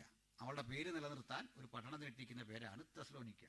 ഓക്കെ, അപ്പന്റെ പേര് നിലനിർത്താൻ ഒരു പട്ടണത്തിന് പേരുണ്ട് ഫിലിപ്പിയ. തൻ്റെ തന്നെ പേരുണ്ട് പട്ടണത്തിന്, അലക്സാണ്ട്രിയ, ഈജിപ്തില്. അങ്ങനെ ഇവരെ ചരിത്രമായിട്ട് കെട്ടുപിണഞ്ഞ ഇടക്കായത്. സ്തോത്രം. ഇതാ ബൈബിളിലെ സംഭവങ്ങൾ ലോകചരിത്രമായിട്ട് ഇങ്ങനെ ഇടവഴകിയാ പോകുന്നത്. ഇല്ല വാലിന്തലയില്ലാതെ ഏതാണ്ടെല്ലാം പറഞ്ഞു പോവില്ല. ജീവിച്ചിരുന്ന മനുഷ്യരെ കുറിച്ച്, അവരുടെ നാടിനെ കുറിച്ച്, അവിടുത്തെ ഭൂമിശാസ്ത്രത്തെ പറ്റി, അവിടുത്തെ സംസ്കാരത്തെ പറ്റി അതിനെ തൊട്ടറിഞ്ഞാണ് സമാന്തരമായി ബൈബിൾ സംസാരിച്ച് മുന്നോട്ട് പോകുന്നത്. ഹല്ലേലൂയ. അല്ല കുറെ മിത്തുകളെല്ലാം കൂടെ സൃഷ്ടിച്ച് കൊണ്ടുപോകില്ല. സ്തോത്രം. പ്രൈസലോ. നമ്മൾ പുരാണങ്ങളിലൊക്കെ കണ്ടിട്ടുണ്ട് ജീവജാലങ്ങളുടെ മീതെ ദൈവങ്ങൾ കയറി വരുന്ന കഥയൊക്കെ അല്ലേ. എന്നാ ഇപ്പൊ എന്നാ ഇങ്ങനെ വരാത്തെ? നമ്മുടെ കൺമുമ്പിലൂടെ ഒന്ന് വരണമായിരുന്നല്ലോ അല്ലേ. കാരണം ഇത്തരം കക്ഷികൾ ഓർക്കുക, മനുഷ്യൻ ഇതിലും അപ്പുറത്തെ വണ്ടി കണ്ടുപിടിച്ചല്ലോ, മോശമായെന്ന്. നാണക്കേട് കാരണമായിരിക്കും ഈ എലിയുടെയും പുലിയുടെയും മയിലിന്റെ ഒന്നും പുറത്ത് ഒരു വരാത്ത. കളിയാക്കിയതല്ല. പക്ഷെ ബൈബിളിലെ ദൈവം നൂറ്റാണ്ടുകൾക്കപ്പുറത്ത് എന്ത് ചെയ്തോ അത് ഇന്നും ചെയ്യും. ഇപ്പൊ ചെയ്യുമെന്ന് ഒരു മടിയില്ലെന്ന്, ഒരു ബുദ്ധിമുട്ടും ഇല്ലെന്ന്. കാരണം അങ്ങനെയുള്ള കാര്യം അതിനകത്ത് എഴുതിയിരിക്കുന്നത്. മിത്തല്ല ഇത്. വ്യത്യാസം മനസ്സിലായോ? ബൈബിൾ സംഭവങ്ങൾ തെളിയിക്കേണ്ടത് മിത്തോളജി കൊണ്ടുമല്ല. സ്തോത്രം. ഫോർ എക്സാമ്പിൾ, നമ്മുടെ സെയിന്റ് തോമസ് കേരളത്തിൽ വന്നു എന്ന് പറയുമ്പോൾ ഒരു തെളിവെടുക്കുന്ന കാൽപാദമാണ്. പാറയിലൊരു കാൽപാദം, അത് ഒരു കാലേ ഉള്ളതാണ്. എന്തൊരു ചവിട്ടി. ഇതാ മിത്ത്. മിത്തെന്ന് പറഞ്ഞാൽ ഇത്തരം കഥയല്ല. പിടികിട്ടിയോ? മിത്തിന് വേണ്ട അതല്ല, ആ ചരിത്രത്തിന് വേണ്ട അതല്ല. അദ്ദേഹം ഇടപെട്ട മനുഷ്യരോ അദ്ദേഹത്തിൻ്റെതായ കുറിപ്പുകളോ അത് നമുക്ക് ആ കാർബൺ ഡേറ്റിംഗ് ഒക്കെ വെച്ച് കാലഘട്ടം കണ്ടുപിടിക്കാൻ കഴിയുന്ന ഒരു സൂചനയാണ് വേണ്ടേ. പിടികിട്ടിയോ? അതിനർത്ഥം അദ്ദേഹം വന്നില്ലെന്നല്ല ഈ പറഞ്ഞ. അതിനെടുത്ത ചരിത്രത്തിന്റെ തെളിവ് ആറ്റല്ല, കഥയല്ല ഇതിന് വേണ്ടത്. മനസ്സിലായില്ലേ? സംഭവങ്ങളുടെ കിടപ്പൂടി കിട്ടിയോ? അപ്പൊ ദൈവമക്കൾ മനസ്സിലാക്കിയേ, ബൈബിൾ അങ്ങനെയല്ല രൂപം പ്രാപിക്കുന്നത്. അത് മുമ്പോട്ട് വരുന്നത് ജീവിച്ചിരുന്ന രാജാക്കന്മാരോട്, സംഭവങ്ങളോട്, വിഷയങ്ങളോട് വടവരുതിയാണ് അതിലെ സത്യങ്ങൾ സ്ഥാപിച്ചത്. സ്തോത്രം. മുമ്പോട്ട് പോകാം. അപ്പോൾ കോലാട്ടുകൊത്തിന് ഏറ്റവും പ്രബലമായി തീർന്നു. അലക്സാണ്ടർക്ക് 4 സൈനികർ. ഒരുത്തന്റെ പേരെ പറഞ്ഞുള്ളൂ, ലെസിമാക്കസ്. ഇനി ഒരുത്തന്റെ പേര് കസാണ്ടർ എന്നായിരുന്നു. അലക്സാണ്ടർ പേരോട് നല്ല സാമ്യം വരുന്നു. Cassander second one. ഇനി മൂന്നാമതൊരുത്തനുണ്ട്, ടോളമി. ടോളമിയുടെ സ്പെല്ലിംഗ് എഴുതുമ്പോൾ പി എ തുടങ്ങണം, PTOLEMY, ടോളമി. ഓക്കെ, ഇതാണ് നമ്മുടെ മലയാളം ബൈബിളിൽ തലോമായി എന്നൊക്കെ കാണുന്നത്. തലോമായി. ഓക്കെ, ബർത്തലോമായി. ഇതെങ്ങനെയാണെന്ന് വെച്ചാൽ ഈ ടോളമിമാരൊരു വലിയ രാജവംശമാണ്. ഇവരെല്ലാം ധീരന്മാരായതുകൊണ്ട് പിന്നീട് വരുന്ന ആളുകളെല്ലാം ഈ കുഞ്ഞുങ്ങൾക്ക് ടോളമി എന്നുള്ള പേരങ്ങിടും. അങ്ങനെ എങ്ങോട്ട് തിരിഞ്ഞാലും നമ്മുടെ കോതമംഗലത്ത് എൽദോസ് എന്ന് പറഞ്ഞ പോലെ ഇവരെ തട്ടിയിട്ട് നടക്കാൻ വയ്യാത്ത സ്ഥിതി വരും. അല്ലെങ്കിൽ ബേസിൽ എന്ന് പറഞ്ഞാൽ എങ്ങോട്ട് നോക്കിയാലും ഒരു ബേസിൽ. അങ്ങനെ ഒരു വിഷയം വരുന്നതുകൊണ്ട് ഇവരെ തങ്ങളെ തിരിച്ചറിയാൻ വേണ്ടി ഒരു പേരിടും. ടോളമി കുഞ്ഞെന്നോ ടോളമി മോനെന്നോ ജോയി മോൻ എന്നൊക്കെ ഇടുന്ന പോലെ. 5-6 ജോയി ഉണ്ട്. ഒരു ജോയി നമ്മൾ ചെറിയ ജോയി എന്ന് വിളിക്കുക, വലിയ ജോയി ചെറിയ ജോയി എന്നൊക്കെ വിളിക്കുന്ന പോലെ. അങ്ങനെയാണ് ബർ തലോമായി. തലോമായി കുഞ്ഞ്, തലോമായുടെ മോന്. ബർ അർത്ഥം പുത്രൻ. ഓക്കെ, അപ്പോൾ ഇത് ലോപിച്ചതാണ് ടോമി. ടോളമി ലോപിച്ചതാണ് ടോമി. അത് തിമായി, ബർത്തിമായി. വലിയൊരു വിഷയം കൂടെ വരും, ശ്രദ്ധിച്ചേ. ബർത്തിമായി ഒരു കുരുടൻ വഴി കിടക്കുന്നുണ്ടോ? അവൻ ഈ പേര് വന്നത് ഒരു രാജാവിന്റെ പേരിൽ നിന്നാ, ഒരു രാജവംശത്തിന്റെ പേരിൽ നിന്നാ, ടോളമിയുടെ. മനസ്സിലായില്ലേ? രാജവംശത്തിലെ പേരാ. പക്ഷെ പണി ബെഗറാ, യാചിക്കുക. തീരെ വിവരം കേട്ടവനല്ല അവൻ. അതുവഴി വരുന്ന യേശുവിനെ വിളിച്ച് വിളി കേട്ടോ, ദാവീദ് പുത്ര. മോശമല്ല കിടക്കുന്നേ, അണ്ടർ എസ്റ്റിമേറ്റ് ചെയ്യരുത്. കാരണം ഇവൻ ഈ പേരിട്ട അമ്മ പറഞ്ഞു, കുഞ്ഞെ ഇതൊരു രാജാവിന്റെ പേരാ. അമ്മ ഇതൊന്നോർത്ത് വിട്ടല്ല. അമ്മയ്ക്ക് ഇനി ഇത് ആരായാലും മക്കൾ വലിയ മക്കളല്ലേ, സ്നേഹമാണ് അമ്മയ്ക്ക്. എൻ്റെ പേര് രാജാവിന്റെ പേരാ. ആ പേരും കൊണ്ട് യാചിക്കാനിരിക്കുമ്പോഴൊക്കെ അവനൊരു നാണക്കേടുണ്ട്. അപ്പോൾ ഈ അമ്മ പറഞ്ഞു കൊടുത്തിട്ടുണ്ട്, അയൽ രാജ്യങ്ങളിലെ രാജാക്കന്മാരെ പറ്റി, ആ കൂടെ ദാവീദിനെ പറ്റിയും കേട്ടിട്ടുണ്ട്. അവന് ദാവീദ് പുത്രനായ യേശുവിനെ പറ്റി കേട്ടു. നാട്ടുകാരൊക്കെ യേശുവിനെ അപഹസിക്കുന്ന കാലത്തെ, മനസ്സിലായില്ലേ? അച്ഛന്റെ മകനെ ആക്ഷേപിക്കുന്ന കാലത്തെ, ശാസ്ത്രം അറിയാത്തൊരു വിവരദോഷി എന്ന് വിളിക്കുന്ന കാലത്തെ, അന്ധനൊരുത്തനും ഒറ്റയ്ക്ക് അവിടോട് പറയുക, ദാവീദ് പുത്ര. ആ വിളിയാണ് സത്യത്തിൽ അവന്റെ ജീവിതത്തെ മാറ്റിമറിച്ചേ. അന്ധനായിട്ട് എന്താ കാര്യം? നമ്മുടെ കണ്ണ് തുറന്നിട്ട് എന്താ കാര്യം? അവന് ഭാഗ്യവാനാ. കാരണം ഞാൻ നിങ്ങളൊക്കെ കണ്ണു തുറന്നപ്പോ അപ്പനെ അമ്മയെ, അതല്ലെങ്കിൽ ഈ ഡെലിവറി ആയിട്ട് ബന്ധപ്പെട്ട് നമ്മളെ സൂക്ഷിക്കാൻ വന്നൊരു മിഡ് വൈഫിനെ, അതും അല്ലെങ്കിൽ ഹോസ്പിറ്റല്, അല്ലേ? ഹോസ്പിറ്റലിൽ ജനിച്ചു എന്ന് പറഞ്ഞാൽ തന്നെ ഒരു ഭീകരതയാ. ഇവരെല്ലാം ഇങ്ങനെ മൂടിക്കെട്ടി നിൽക്കുന്നു. കൊച്ചനിത് കണ്ടാ ജനിച്ച്, ആലോചിച്ച് നോക്കി. ഇത്തരം കാഴ്ച കണ്ടാ വന്നെങ്കിൽ അന്ധനായ തിമായി കണ്ണു തുറന്നപ്പോൾ ആദ്യം കണ്ടത് യേശുവിനെയാണ്. പിന്നെ അന്ധനായി നിന്നിട്ട് വല്ല കുഴപ്പമുണ്ടോ? ഭൂതകാലം മുഴുവൻ അവന് ഒന്നും അല്ലാതെ പോയി. പോട്ടെ, ടോളമിയെ മറക്കണ്ട, ആ പേര് പിന്നുണ്ടാക്കി ഇമ്പാക്റ്റ് മറക്കണ്ട. ഞാൻ വിഷയം വിട്ട് പോയതല്ല, അത് പോക്കോട്ടെ. വേറെ വിഷയത്തിൽ കൂടെ വന്നാ മനസ്സിലായോ? ഓക്കെ, അപ്പോൾ ഇവിടെ എത്തി നമ്മൾ 3. ഇനി ഒരുത്തൻ്റെ പേര് സെലൂക്കസ് എന്നായിരുന്നു. സെലൂസിഡുകൾ എന്നൊക്കെ ചരിത്രത്തിൽ ഇവരുണ്ട്. ഇതൊരു രാജവംശമാണ്. ഇവർ 4 പേരുണ്ട്. ഈ അലക്സാണ്ടർ ലോകത്തിന്റെ പലയിടങ്ങളിൽ പോയി പടവരുതി. അയാളുടെ ജീവിതമൊക്കെ ഒത്തിരി അരാജകത്വം നിറഞ്ഞതായിരുന്നു. ഇത്തരം ആളുകളൊന്നും ഈ പറഞ്ഞാൽ കേൾക്കാത്ത ആളുകൾ ജീവിതത്തിൽ എവിടെയും വിജയിക്കില്ല. അതൊരു വിഷയം. നമുക്കൊരു മെന്റർ ഇല്ലെങ്കിൽ, ഞാൻ തന്നെയാണ് സർവ്വവും നമ്മൾ ചിന്തിച്ചു പോയാൽ നമ്മൾ തോറ്റുപോകും. നമ്മളെ ശിക്ഷിക്കാൻ ശാസിക്കാനൊക്കെ ഉള്ള അധികാരം അനുവാദമുള്ള മെന്റേഴ്സ് വേണം ജീവിതത്തിൽ. ചില ആളുകൾ കണ്ടിട്ടില്ലേ, ഒരു സഭയെ ശരിയല്ല, ഞാൻ വീട്ടിലിരുന്ന് പ്രാർത്ഥിക്കുക. ഒരു ദിവസം 2 ദിവസമൊക്കെ ഞായറാഴ്ച അവിടെ ഇരിക്കും. 3-ാമത്തെ ആഴ്ചയിൽ അവൻ സീരിയലും കണ്ട് അവിടെ ഇരിക്കുന്ന കാണാം. മെന്റർ വേണം നമുക്ക്. ശിക്ഷിക്കുന്ന ശാസിക്കുന്ന ആത്മീയ ഗുരുക്കന്മാർ വേണം. ഇത് അലക്സാണ്ടർക്കും പറ്റിയേ. വഴിവിട്ട ജീവിതം, മദ്യപാനം, പലതരം കാര്യങ്ങളുണ്ട്. ഇതൊക്കെ രോഗിയായി. രോഗം ഗൗരവത്തിലെടുത്തില്ല, ട്രീറ്റ് ചെയ്തില്ല. ആ വരുന്ന വഴിക്കാണ് ഞാൻ പറഞ്ഞെന്ന് തോന്നുന്നു, ഇവിടെയാണോ പറഞ്ഞെന്നറിയില്ല, പൗലോസ് ജനിച്ചു വളർന്ന തർസോസിലാ പുള്ളി ലാസ്റ്റ് എന്ന്. മനസ്സിലായോ? തർസോസിൽ ഇന്ന് അവിടെ ഒരു നദിയുണ്ട്. ലോകത്തിലെ തന്നെ ഏറ്റവും തണുപ്പേറിയ നദി ഒഴുകുന്ന അതിലെയാണ്. തണുപ്പേറിയ നദികളിലൊന്ന് ഒഴുകുന്ന അതിലെയാണ്. അതിൻ്റെ പേര് സിറ്റ്നസ് എന്നായിരുന്നു. ഈ സിറ്റ്നസ് വന്ന് മെഡിറ്ററേനിയൻ കടലിലാണ് പതിക്കുന്നത്. ഈ സിറ്റ്നസിലൂടെ നമ്മുടെ ആന്റണിയും ക്ലിയോപാട്രയൊക്കെ യാത്ര ചെയ്തിട്ടുണ്ട് ഈജിപ്തിൽ നിന്ന്. സുഖവാസ കേന്ദ്രമാണ്. കപ്പലിൽ ഇങ്ങനെ മനുഷ്യൻ പോകുമായിരുന്നു. അത്ര തണുപ്പുള്ള സ്ഥലമാണ്. അലക്സാണ്ടർ യുദ്ധം കഴിഞ്ഞൊരു ഉന്മേഷത്തിന് ഈ സ്ഥലം വഴി വന്ന ഈ വെള്ളവും ആളുകളെ ഈ സ്ഥലമെല്ലാം കണ്ട് പനിനീര് പൂശി അദ്ദേഹത്തിൻ്റെ ഭാര്യമാർക്കൊപ്പം എഴുത്ത് വെള്ളത്തിൽ ചാടി കുളിച്ചു. പലരും പറഞ്ഞു ചാടരുത് ചാടരുത്. പക്ഷെ ഈ തണുപ്പേറിയ വെള്ളം സ്വതവേ രോഗിയായിരുന്ന അലക്സാണ്ടറെ ക്ഷീണിതനാക്കി. നീട്ടുന്നില്ല. അയാളുടെ അവസാനത്തെ കുളി അവിടെ ആയിരുന്നു. പിന്നെ കുളിക്കേണ്ടി വന്നില്ല. സുഖമില്ല, കൊണ്ടുപോയി. അത് പിന്നെ പറയാം. എന്നെ അത് വേറൊരു കാര്യം കൂടെ പറയാം. ഓർത്തപ്പോൾ ഇവിടെ പൗലോസ് ജനിച്ചു വളർന്ന സ്ഥലമാണ്. വിൽക്കാലത്തിന് 100-300 കൊല്ലം കഴിഞ്ഞല്ലേ.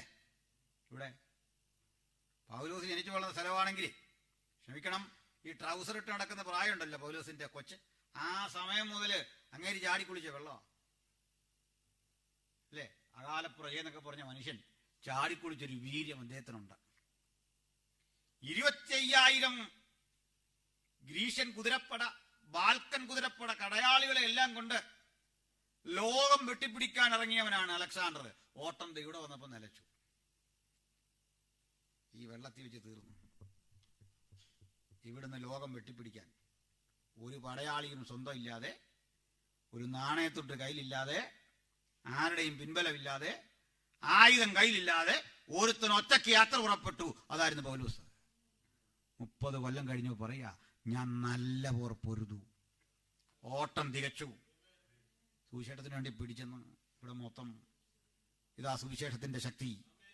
ഈ പവറാ നമ്മിലും വ്യാപരിക്കുന്നേ. ഹല്ലേലൂയ, സ്തോത്രം. ഒന്നിന്റെ മുമ്പിൽ കീഴടങ്ങാത്തൊരു വീര്യം, ഒരഭിഷേകമായി ദൈവതങ്ങളെല്ലാം വ്യാപരിക്കട്ടെ. ഹല്ലേലൂയ. ഒരു കറക്കം 30 കൊല്ലം എടുത്തുള്ളൂ. ഞാനതിൽ ആവേശം പറയുന്ന ഒരു കാര്യം ഓർക്കും. ഈ കൈസർ എന്ന് പറഞ്ഞിട്ടുണ്ടല്ലോ, ചക്രവർത്തിയുടെ സ്ഥാനപ്പേരാ. ഇയാള് നമ്മുടെ പേര് കുറ്റം ചുമത്തും, സുവിശേഷം പ്രസംഗിച്ചു, ജയിലോട്ട് പോകാൻ നേരം വായിച്ചു കേൾപ്പിക്കും.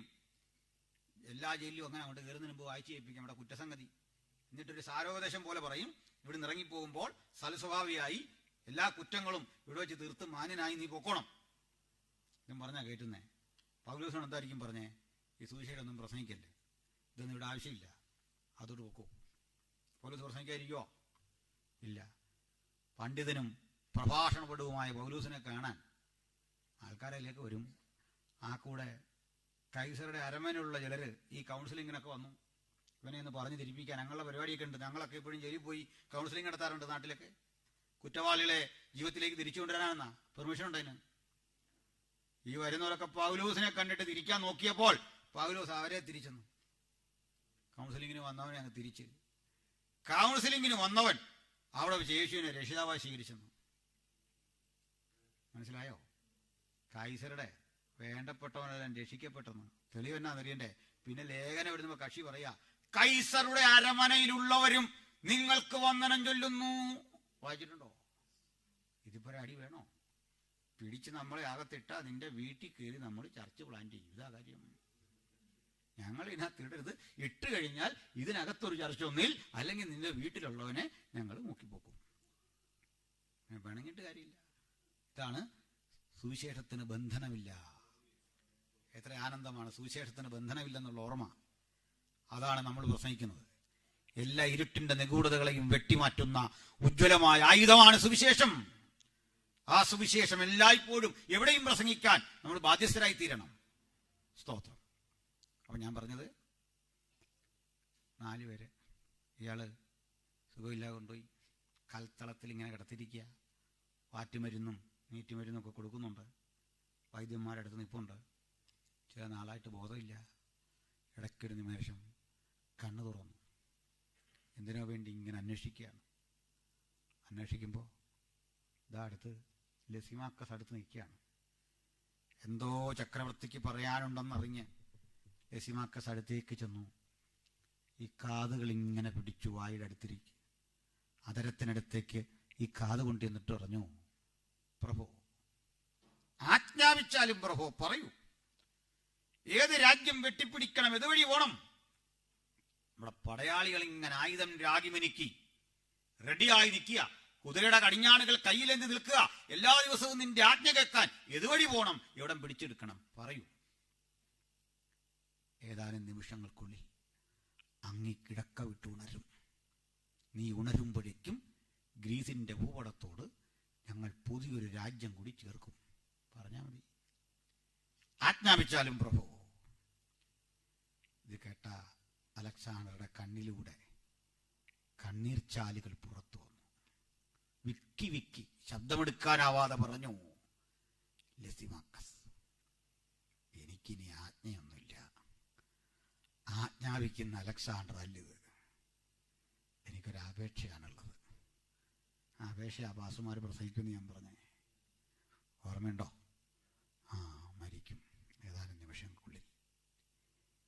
അയാളുടെ മരണശേഷം കുറേ നാള് 5-6 വയസ്സുള്ളൊരു കൊച്ച് ഭരിച്ചു. അലക്സാണ്ടർ ജ്യേഷ്ഠൻ അവനെ വെച്ച് ഭരിച്ചു. കൊച്ചിനെ ഉടുപ്പെല്ലാം ഇട്ട് രാജാവാക്കി. പക്ഷെ കുറേ കഴിഞ്ഞ് ഈ ഉടുപ്പെല്ലാം ഇട്ട് ഇവനായിക്കഴിഞ്ഞു വയസ്സ് 5 or 6 ഒന്നും ഓർത്തില്ല, അവനങ്ങ് ഒറിജിനൽ രാജാവായി. വലിയ പ്രശ്നം. രാജ്യം അരാജകത്വത്തിലേക്ക് പോയി. ചുരുക്കത്തിൽ ബൃഹത്തായ ഗ്രീക്ക് സാമ്രാജ്യം 4 തുണ്ടുഭൂമികളായി 4 സൈനികർ അങ്ങ് വീതിച്ചെടുത്തു. 4 കഷ്ണം. ഇതിനായി 4 പേരുടെ പേര് പറഞ്ഞേ കേട്ടല്ലോ. ഇതൊക്കെ പിന്നീട് നടന്നാന്നേ, ചരിത്രത്തിലുള്ളതാന്നേ. പക്ഷെ നമ്മുടെ അത്ഭുതം അതല്ലെന്ന്. മഹാനായ ദാനിയേൽ പറയും, പ്രബലമായപ്പോൾ അവന്റെ വലിയ കൊമ്പ് തകർന്നു. അവന്റെ വലിയ കൊമ്പിന് പകരം ആകാശത്തിലെ 4 കാറ്റുകൾക്ക് നേരെ ഭംഗിയുള്ള 4 കൊമ്പ് മുളച്ചു വന്നു. കേട്ട വചനം വായിച്ചോ? നേരാണോന്ന്?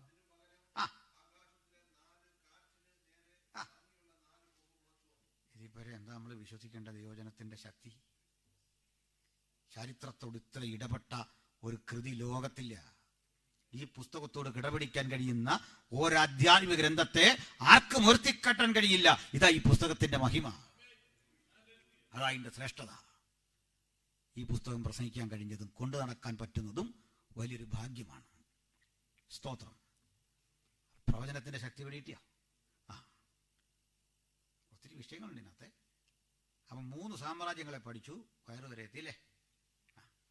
ഇതിങ്ങനെ ചത്തതിനൊക്കുമോ ജീവിച്ചിരിക്കില്ലോ എന്ന് പോയി അവസാനം BC 63 ആകുമ്പോഴേക്കും റോമൻ സാമ്രാജ്യം ക്രിസ്തുവിന് 63 വർഷം മുമ്പ് നിലവിൽ വന്നു. പതുക്കെ ഇതുവരെയും പോകാത്തൊരു സാമ്രാജ്യം റോമൻ കേട്ടോ. അതങ്ങനെ പോയില്ല. റോമൻ സാമ്രാജ്യം ഇപ്പോഴും ഉണ്ട്. പേര് പറയാ, അതിൻ്റെ പേരാ യൂറോപ്യൻ യൂണിയൻ. അന്നത്തെ റോമൻ സാമ്രാജ്യത്തിലെ അംഗരാഷ്ട്രങ്ങളായി കിടക്കാൻ നമ്മൾ നിൽക്കുന്നതൊക്കെ മനസ്സിലായോ? പേരൊക്കെ മാറി. അപ്പോൾ റോമൻ സാമ്രാജ്യം എത്തുമ്പോഴേക്കും 4 സാമ്രാജ്യങ്ങൾ ലോകത്ത് വന്നു. ബിംബത്തിന്റെ 4 പാർട്സ് മനസ്സിലായോ? എന്തൊക്കെയാണ്? തങ്കം കൊണ്ടുള്ള ബാബിലോൺ, നെഞ്ചും കയ്യും വെള്ളി കൊണ്ട് മേദ്യ പേർഷ്യ, വയറ് താമ്രം കൊണ്ടുള്ളത് ഗ്രീസ്, ദെൻ തുട ഇരുമ്പ് കൊണ്ട് ഏതാ? റോമൻ. പിൽക്കാലത്ത് ഈ 2 കാലമുണ്ട്. രണ്ടായിട്ട് റോമ, പാശ്ചാത്യ റോമയും പൗരസ്ത്യ റോമയായിട്ട് കിഴക്കും പടിഞ്ഞാറായിട്ട് 2ആയിട്ട് വിഭജിക്കപ്പെട്ടു. കോൺസ്റ്റാന്റിനോപ്പിൾ കേന്ദ്രീകരിച്ച് ഒന്ന്, അത് നമ്മുടെ റോമ കേന്ദ്രീകരിച്ച് പക്ക റോമ കേന്ദ്രീകരിച്ച് 2ആയിട്ട് പോയി പിൽക്കാലത്ത്. അതൊക്കെ നമുക്ക് ചർച്ച ഹിസ്റ്ററിയായിട്ട് ബന്ധപ്പെട്ടൊക്കെ പഠിക്കേണ്ട ഒത്തിരി കാര്യങ്ങളുണ്ട് അതിനകത്ത്. അപ്പോൾ ഈ കാലത്താണ് നമ്മുടെ കർത്താവ് ജനിക്കുന്നത്. 63 വർഷം മുമ്പ് വന്നല്ലോ. വന്നത് പ്രബലമായി. ഈ ഇസ്രയേൽ അടക്കമുള്ള രാജ്യങ്ങൾ അവരെ കാൽക്കീടായി. അന്ന് അവിടെ ഭരിച്ചുകൊണ്ടിരുന്ന, യേശു ജീവിച്ചിരുന്ന സ്ഥലം ഭരിച്ചുകൊണ്ടിരുന്ന, അല്ലെങ്കിൽ ഇസ്രയേൽ ഭരിച്ചുകൊണ്ടിരുന്ന രാജ്യം റോമായിരുന്നു. റോമിന് കീഴിൽ ഒരു നാട്ടുരാജ്യമായി അത് കഴിഞ്ഞു. ആ നാട്ടുരാജ്യത്തിലെ രാജാവിന്റെ പേര് ഹെരോദ എന്നായിരുന്നു. ഓക്കെ. ബ്രിട്ടീഷുകാർ കൊണ്ട് നമ്മുടെ രാജ്യത്ത് വരുമ്പോഴും അവിടെയുള്ള രാജാക്കന്മാർക്ക് കുറെ അധികാരമുണ്ട്. പക്ഷെ എല്ലാ അധികാരവും ബ്രിട്ടീഷ് ഈസ്റ്റ് ഇന്ത്യ കമ്പനിക്ക് വിധേയമാണ്. 1857 വരെ, 1857 വരെ ബ്രിട്ടീഷ് ഈസ്റ്റ് ഇന്ത്യ കമ്പനിക്ക് കീഴിലായിരുന്നു. ഇന്ത്യയിലെ പ്രിൻസ്ലി സ്റ്റേറ്റ്സ് എല്ലാം അതിന് കീഴിലായിരുന്നു 57 വരെ. 1857 ഈസ്റ്റ് ഇന്ത്യ കമ്പനിയിൽ നിന്ന് അധികാരം ആർക്ക് പോയി? ബ്രിട്ടീഷ് ഗവൺമെന്റിന് പോയി, പാർലമെന്റിന്. അങ്ങനെ ഇന്ത്യ ഗവൺമെന്റ് ആക്ട് ഒക്കെ ഉണ്ടാകുന്നത്. ഇന്ത്യ ഗവൺമെന്റ് ആക്ട് എന്ന് മാത്രമല്ല, നമ്മൾ പറയാ ഇന്ത്യൻ പീനൽ കോഡ്, ഇന്ത്യൻ ശിക്ഷാ നിയമം ഇവിടെ ഉണ്ടാക്കിയതാണ്. ഇവിടുന്ന് മെക്കോളെ പ്രഭുവിന്റെ കാലത്ത് 1816 ഇന്ത്യൻ പീനൽ കോഡ് ഉണ്ടാകുന്നത്. അറിയായിരുന്നോ? കേട്ടില്ല? ഇവിടുന്ന് ഉണ്ടായ സാധനം ഇന്ത്യൻ പീനൽ കോഡ്. ഒരു ഗവൺമെന്റ് ഓഫ് ഇന്ത്യ സെക്രട്ടറിയെ വെച്ചുകൊണ്ട് അവർ നടത്തി ഭരണം. ഒത്തിരി സംഭവങ്ങളുണ്ട് ഇന്ത്യയിൽ. ഇന്ന് കാണുന്ന ആ സംഭവങ്ങൾ നമ്മളെ ഇന്നും പെറ്റിയടിക്കുന്നത് 1860 നിയമം വെച്ചാണ്, ഇന്ത്യൻ പീനൽ കോഡ് വെച്ച് ഇവിടുന്ന് ഉണ്ടാക്കിയ സംഗതിയാണ്. 1816 നിയമമാണ്. അത് ഭേദഗതിയൊക്കെ വന്നിട്ടുണ്ടെങ്കിലും സമ്പൂർണ്ണമായിട്ട് മാറ്റിയിട്ടില്ല. കോടതിയിൽ ഇന്ന് നടക്കുന്ന വ്യവഹാരം അന്ന് എഴുതിയാണ്. അപ്പൊ കണ്ടോ, റോമിലുണ്ടായ, ബാബിലോണിലുണ്ടായ നിയമം കറങ്ങിത്തിരിഞ്ഞ് വന്ന വരവുണ്ടോ? ലോകത്തിലെ ഏറ്റവും വലിയ ജനാധിപത്യ രാജ്യം വരെ അതിന്റെ സ്വാധീനം ഉണ്ടായുണ്ടോ? ഏറ്റവും കൂടുതൽ മനുഷ്യരവിടല്ലേ? അവിടെ വരെ അതിന്റെ നിയമത്തിന്റെ ആ സ്പർശനം, അതിന്റെ സ്വാധീനം ഉണ്ടായി. ഇതുപോലെ റോമക്കാർ ലോകത്തെ ഭരിക്കുമ്പോൾ ഇസ്രയേൽ ഭരിച്ചിരുന്ന രാജകുടുംബത്തിന്റെ പേരായിരുന്നു ഹെരോദ. ഹെരോദ എന്നയാളുടെ പേരല്ല, സ്ഥാനപ്പേരാ. ഓക്കെ, ഫറവോ എന്നൊക്കെ പറഞ്ഞ പോലെ ഒരു കുടുംബത്തിന്റെ പേരാണ് ഹെരോദ. ഹെരോഡിയൻസ് ഒത്തിരി ഉണ്ട്. ഹെരോദ അഗ്രിപ്പ, അങ്ങനെയൊക്കെ ഉണ്ടല്ലോ. ഹെരോദ അന്തിപ്പാസ്, ഇങ്ങനെയൊക്കെ വായിച്ചിട്ടുണ്ടല്ലോ. ഒരു കുടുംബത്തിന്റെ പേരാ. വാസ്തവത്തിൽ ഇത് റോമക്കാരല്ല. യഹൂദന്മാരെ ഭരിച്ചിരുന്ന കക്ഷികളാരാ? റോമക്കാരല്ലെന്ന്. യഹൂദന്മാരുമല്ല. പിന്നെ ആരാന്നറിയണ്ടേ? നമ്മുടെ അബ്രഹാമിന്റെ പുത്രനായ ഏശാവിനെ ഓർക്കുന്നുണ്ടല്ലോ, ഇസാക്കിന്റെ കൂടെയുള്ള ഏശാവിന്റെ കൊച്ചുമക്കളായിരുന്നു ഹെരോദാക്കന്മാർ. ഓക്കെ, ഇവർക്ക് സർക്കംസിഷൻ ഉണ്ട്. അബ്രഹാമിന് പിതാവുമാണ്. ഇതുകൊണ്ട് ആലയത്തിൽ ചെല്ലാം. യഹൂദന്മാരായിട്ടൊരു അയ്യപ്പുണ്ട്. ഓക്കെ, ചെറിയൊരു ബന്ധം. എന്നൊരു കുഴപ്പം, കാര്യത്തോടെടുക്കുമ്പോൾ ഇവർ യഹൂദരെ തള്ളിയിട്ട് റോമക്കാരെ പിന്തുണയ്ക്കൂ. കാരണം അധികാരം പോലെങ്കിൽ ഒറ്റ സസ്പെൻഷൻ മതി, നോ മോർ കിങ്, തീർന്നു. ഇത് നിലനിർത്താൻ വേണ്ടി ഇയാൾ ഇങ്ങനെ മത്സരിച്ചുകൊണ്ടിരിക്കും. ഈ കുടുംബം ഒഴുക്കം, ഈ കുടുംബം മത്സരിച്ചുകൊണ്ടിരിക്കെ ഈ റോമക്കാരൻ എന്തെന്ന് വെച്ചാൽ ഇയാളുടെ ചേട്ടന്റെ മോനെ പിടിച്ച് ഹെരോദാവാക്കി അഭിഷേകം ചെയ്ത് അവിടുത്തെ രാജാവാക്കിയിട്ട് പഴയ രാജാവിനെ കളയും. അപ്പൊ ചുരുക്കി പറഞ്ഞാൽ ഭരണകൂടത്തിൽ നിന്ന് ആ തിട്ടൂരങ്ങൾക്കനുസരിച്ച് മാത്രമേ ഹെരോദാവിന് പോകാൻ പറ്റൂ. അധികാരമില്ല. ഈ കൂടുതൽ പണിയും കൂടെ കൊടുത്തിട്ടുണ്ട്. ഒരു പക്കാ റോമക്കാരനെ ഗവർണറായിട്ട് എന്റെ മീതി കൂടെ വെക്കും. കണ്ടോ, പണിയില്ലാത്ത മനുഷ്യർ അന്നും ഉണ്ട്. ഒരു പണിയില്ലാത്ത കുറെ പേര് ഗവർണർ എന്ന് പറഞ്ഞ് പണ്ടുമുണ്ട്.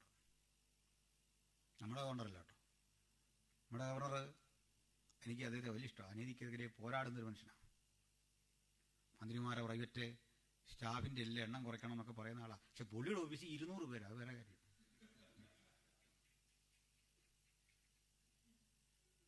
200 പേര്.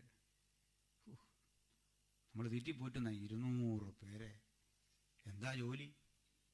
ചിലതരം തൊഴിലുണ്ട്, ഒരു ആവശ്യമില്ലാത്ത കുറെ തൊഴിൽ. ഐക്യരാഷ്ട്രസഭയുടെ സെക്രട്ടറി ജനറൽ ഏറ്റവും അധികം സാലറി വാങ്ങുന്ന ഉദ്യോഗസ്ഥനാണ്. അറിയോ? ലോകത്തെ ഏറ്റവും അധികം സാലറി പ്രതിമാസം വാങ്ങുന്ന ഉദ്യോഗസ്ഥനാണ്. ഇവിടെ ജോലി അറിയോ? ഉക്രൈനിൽ റഷ്യ ആക്രമണം നടത്തുമെന്നറിഞ്ഞപ്പോൾ ഒന്ന് ഞെട്ടിയെന്ന്. അണ്വായുധം പാകിസ്ഥാൻ പരീക്ഷിച്ചു എന്നറിഞ്ഞപ്പോൾ ഞാൻ അതിനെ അപലപിച്ചു. ഇതിനാണ് ഈ കാശെല്ലാം മേടിക്കുന്നത്. മനസ്സിലായോ? ചിലതരം തസ്തികകളുണ്ട് ഇങ്ങനെ. ഞെട്ടുക, അപലപിക്കുക, ദുഃഖം രേഖപ്പെടുത്തുക, നടുക്കം രേഖപ്പെടുത്തുക, അതിലുള്ള സംഭവം. ഇങ്ങനെ ഞെട്ടുന്നതിനൊക്കെ കാശുണ്ടെങ്കിൽ നമ്മൾ എപ്പോഴേ കോടീശ്വരന്മാരാകേണ്ട നേരം കഴിഞ്ഞു അല്ലേ? ടെൻഷൻ അടിക്കുന്നതിന്. പോട്ടെ. അപ്പൊ ഇതുപോലെ ഒരാളെ ആക്കി വെച്ചിട്ടുണ്ട്. അതാ നമ്മുടെ പീലാത്തോസ്. മറക്കല്ല്. യേശുവിൻ്റെ അടുത്ത് തട്ടി കണ്ടു ഉമ്മാർ രണ്ടൂടെ. കാര്യം മനസ്സിലായോ? ഹെരോദാവ് കൈകാര്യം ചെയ്യാതെ അങ്ങോട്ട് വിടും, അവിടുന്ന് അങ്ങോട്ട് വിടും, തിരിച്ചിങ്ങോട്ട് വിടും. കണ്ട പരിപാടി. ഇമാര് നിങ്ങൾ ഉടക്കാരുന്നെന്ന്. ഭയങ്കര ഉടക്ക്. പൊളിറ്റീഷ്യന്റെ ബുദ്ധിമുട്ട് കൊണ്ടാ മനസ്സിലായത്. രണ്ടു കൂട്ടരോട് ഇങ്ങനെ അടിക്കുന്നപ്പോഴാ കർത്താവായ യേശു ക്രിസ്തു ജനിക്കുന്നു. ഇപ്പൊ യേശുവിന്റെ ജനനകാലം ചരിത്രത്തിലെ സുപ്രധാനമായ ഒരു കാലഘട്ടമായിരുന്നു. എന്താ കാര്യം അറിയോ? ഗലാത്യർ 4:4 വായിച്ചു.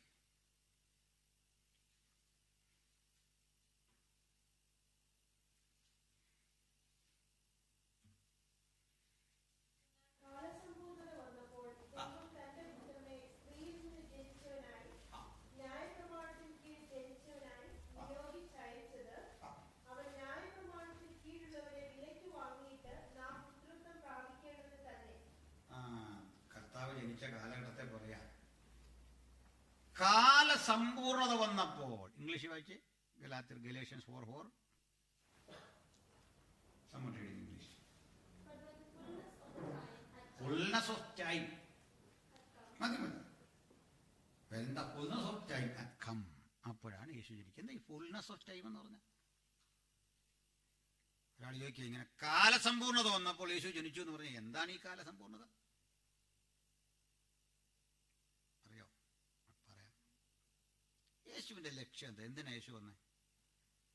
കർത്താവ് എന്തിനാ ജഡമെടുത്ത് ഭൂമിയിലേക്ക് വന്നേ?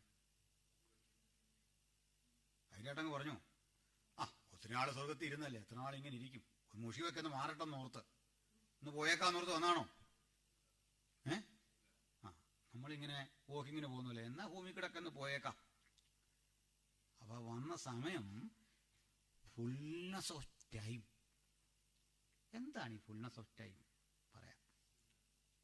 അല്ല, അതായത് യേശുവിലൂടെ നമ്മൾ അറിയേണ്ടത് ഗോസ്പലാണ്, അല്ലേ? അതാ അതിലെപ്പോഴും ഓർത്തോണം.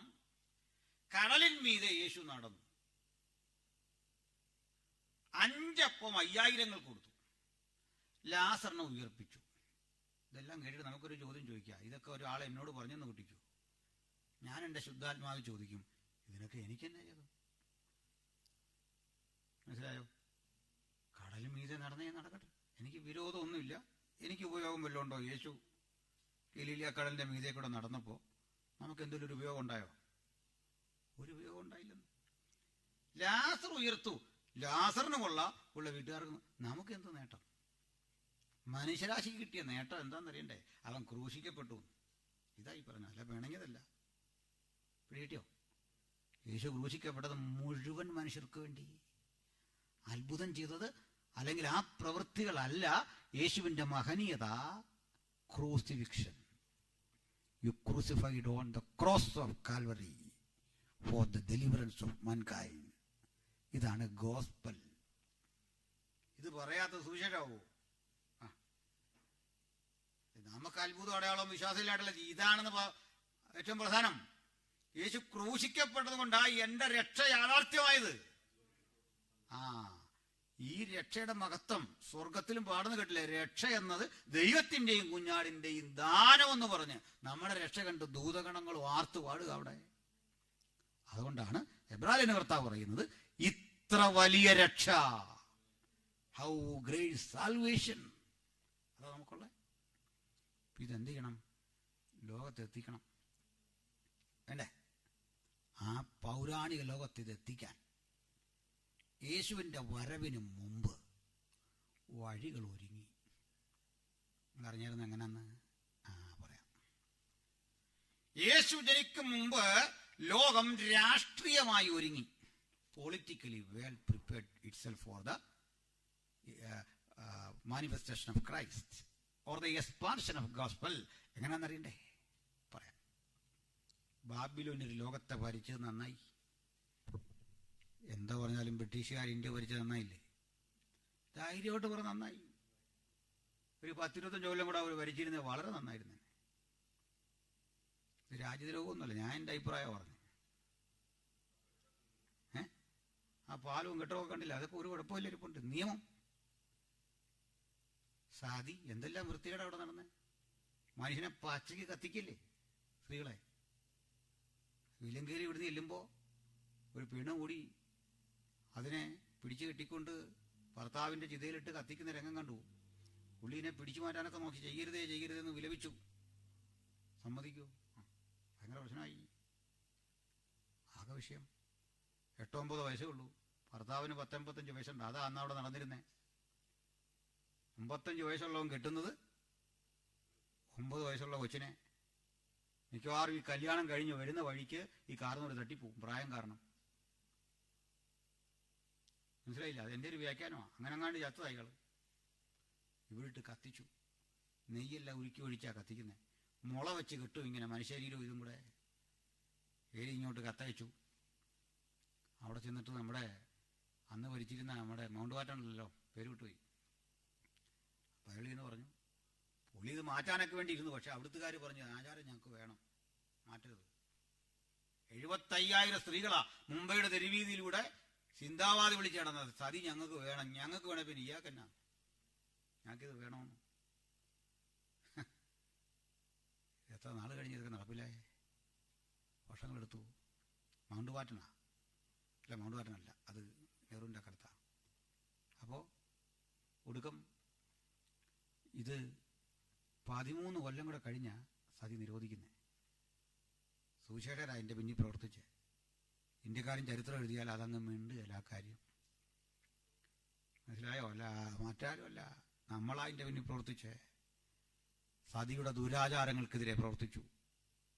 കുഞ്ഞുങ്ങളെ കൊണ്ട് ഗംഗാനദിയിൽ എറിഞ്ഞു കളയുന്ന രീതി ഉണ്ടായിരുന്നു. ഇതിനെതിരെ പ്രതികരിച്ചു. സുവിശേഷമാണ് ഇന്ത്യയെ മാറ്റിയത്. സ്തോത്രം. ഞാൻ ക്രമേണ പറയാം. ഇതിൻ്റെ എല്ലാ സുഖങ്ങളും അനുഭവിച്ചിട്ട് പറയാ, ഇന്ത്യക്ക് പഴയൊരു പാരമ്പര്യം ഉണ്ടായിരുന്നു. അതാ ഞങ്ങൾ പൊളിച്ചടിക്കുക, മനസ്സിലാക്കിക്കൂ. അതാ തിരിച്ചു കൊണ്ടുവരാൻ ശ്രമിച്ചത്. സുവിശേഷമാണ് ഇന്ത്യ മാറ്റിമറിച്ചേ, ഒരു ഇസമല്ല മാറ്റിമറിച്ചേ.